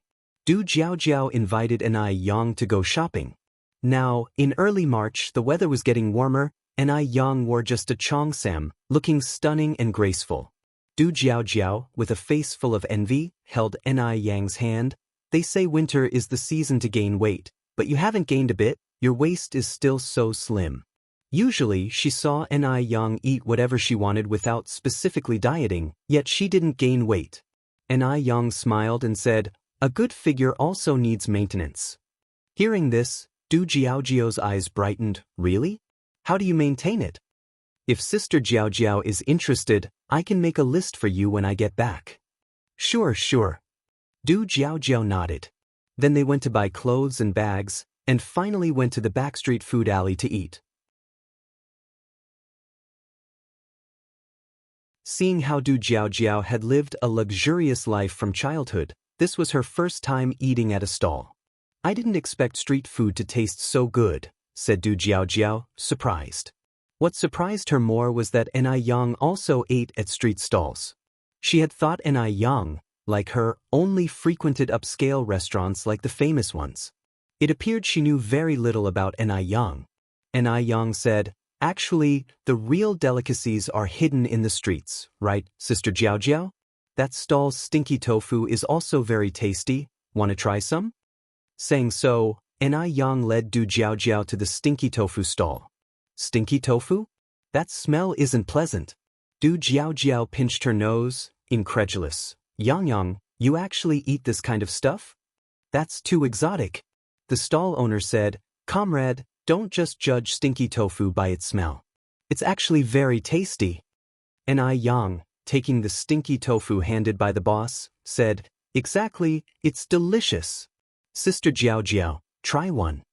Du Jiao Jiao shook her head hurriedly. No, I don't want it, I'll never eat that."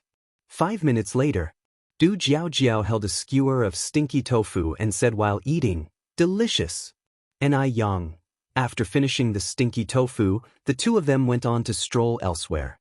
Meanwhile, Wu Yinyun and Wei Haoguang also went out shopping.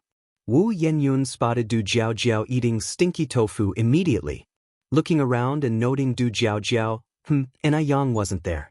Wu Yinyun handed what she had in her hands to Wei Haoguang. "Wait here for me.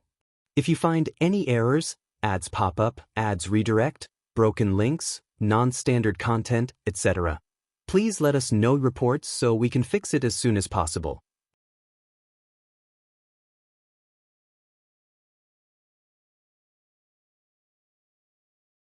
Chapter 1073, Can Never Escape the True Fragrance Law _6. "Where are you going?" Wei Haoguang asked. Wu Yinyun replied, "I saw an acquaintance, I'm going over to say hi." "Okay." Wu Yinyun walked up to Du Jiao Jiao and greeted her with a smile. "Sister Jiao Jiao." Because of the last time Wu Yinyun badmouthed Ni Yang in front of her, Du Jiao Jiao no longer had a good impression of her. Only petty people gossip. Ni Yang had never said a bad word about herself in front of her. Du Jiao Jiao responded indifferently with a nod. Wu Yinyun wasn't a fool. She clearly felt Du Jiao Jiao's cold demeanor. Du Jiao Jiao wasn't like this before. She hadn't offended Du Jiao Jiao. Why had Du Jiao Jiao become like this? It must be Ni Yang. What exactly had Ni Yang badmouthed about her to Du Jiao Jiao? On what grounds did she tarnish her reputation to Du Jiao Jiao? "Sister Jiao Jiao, is there some misunderstanding between us?" Wu Yinyun continued to ask. "No, there isn't," said Du Jiao Jiao. Wu Yinyun sighed. "Then, it must be Ni Yang who's been talking about me behind my back, right?" Du Jiao Jiao shook her head. "No, Yang isn't that kind of person who gossips behind people's backs. You're overthinking it." As she finished speaking, Du Jiao Jiao added, "The one who really gossips behind others' backs is you." Boom. It felt like a thunderbolt had struck Wu Yinyun's mind. She looked at Du Jiao Jiao incredulously, her face turning pale. How could this be? Why did everyone take Ni Yang's side? But after a long while, Wu Yinyun came back to her senses and stammered, "Sister Jiao Jiao, you've misunderstood." Du Jiao Jiao looked at Wu Yinyun and said, "You should learn the meaning of contentment. As an outsider, I think Yang has already been good enough to you." As an outsider, Du Jiao Jiao didn't wish to see Wu Yinyun sink deeper. The original Wu Yinyun was a very naive young woman. The human heart is indeed too complex. But in the blink of an eye, Wu Yinyun had become what she was now. "Sister Jiao Jiao, you don't know, you don't understand," Wu Yinyun continued. "I am Ni Yang's biological sister, discarded by their family for their preference for sons over daughters." Du Jiao Jiao frowned slightly. "But you must understand, it wasn't Yang who discarded you. As an elder sister, she repeatedly reached out to help you, and she owes you nothing. You should be grateful that you have such a good sister, rather than holding any resentment." "It's Ni Yang who wronged me. Sister Jiao Jiao, listen to me, it really isn't like what Ni Yang has told you." Just then, Wu Yinyun caught a glimpse of a familiar figure from the corner of her eye. It was Ni Yang. Ni Yang was walking in this direction.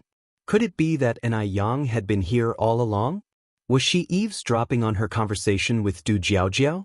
That's just too sneaky, eavesdropping around the corner.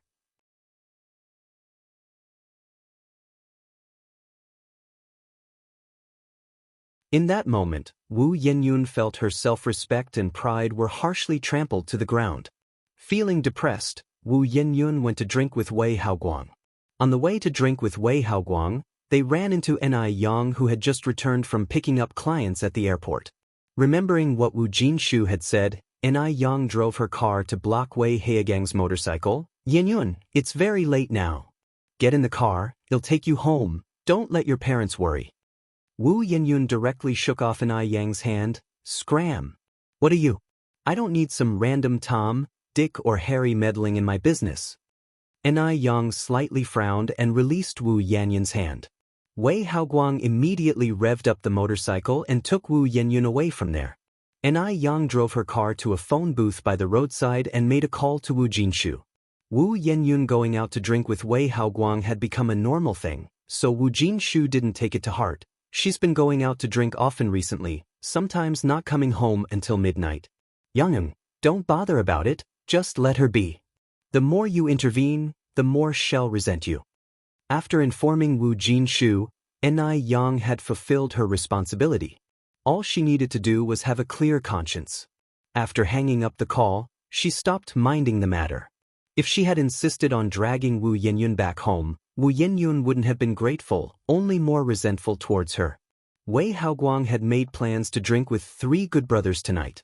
After a few rounds of drinks, one of the brothers put his arm around Wei Haoguang's shoulder and said, "How about it, brother? Got that thing ready?" Wei Haoguang glanced sideways at Wu Yenyun, who was already drunk. "Don't worry, it's all prepared.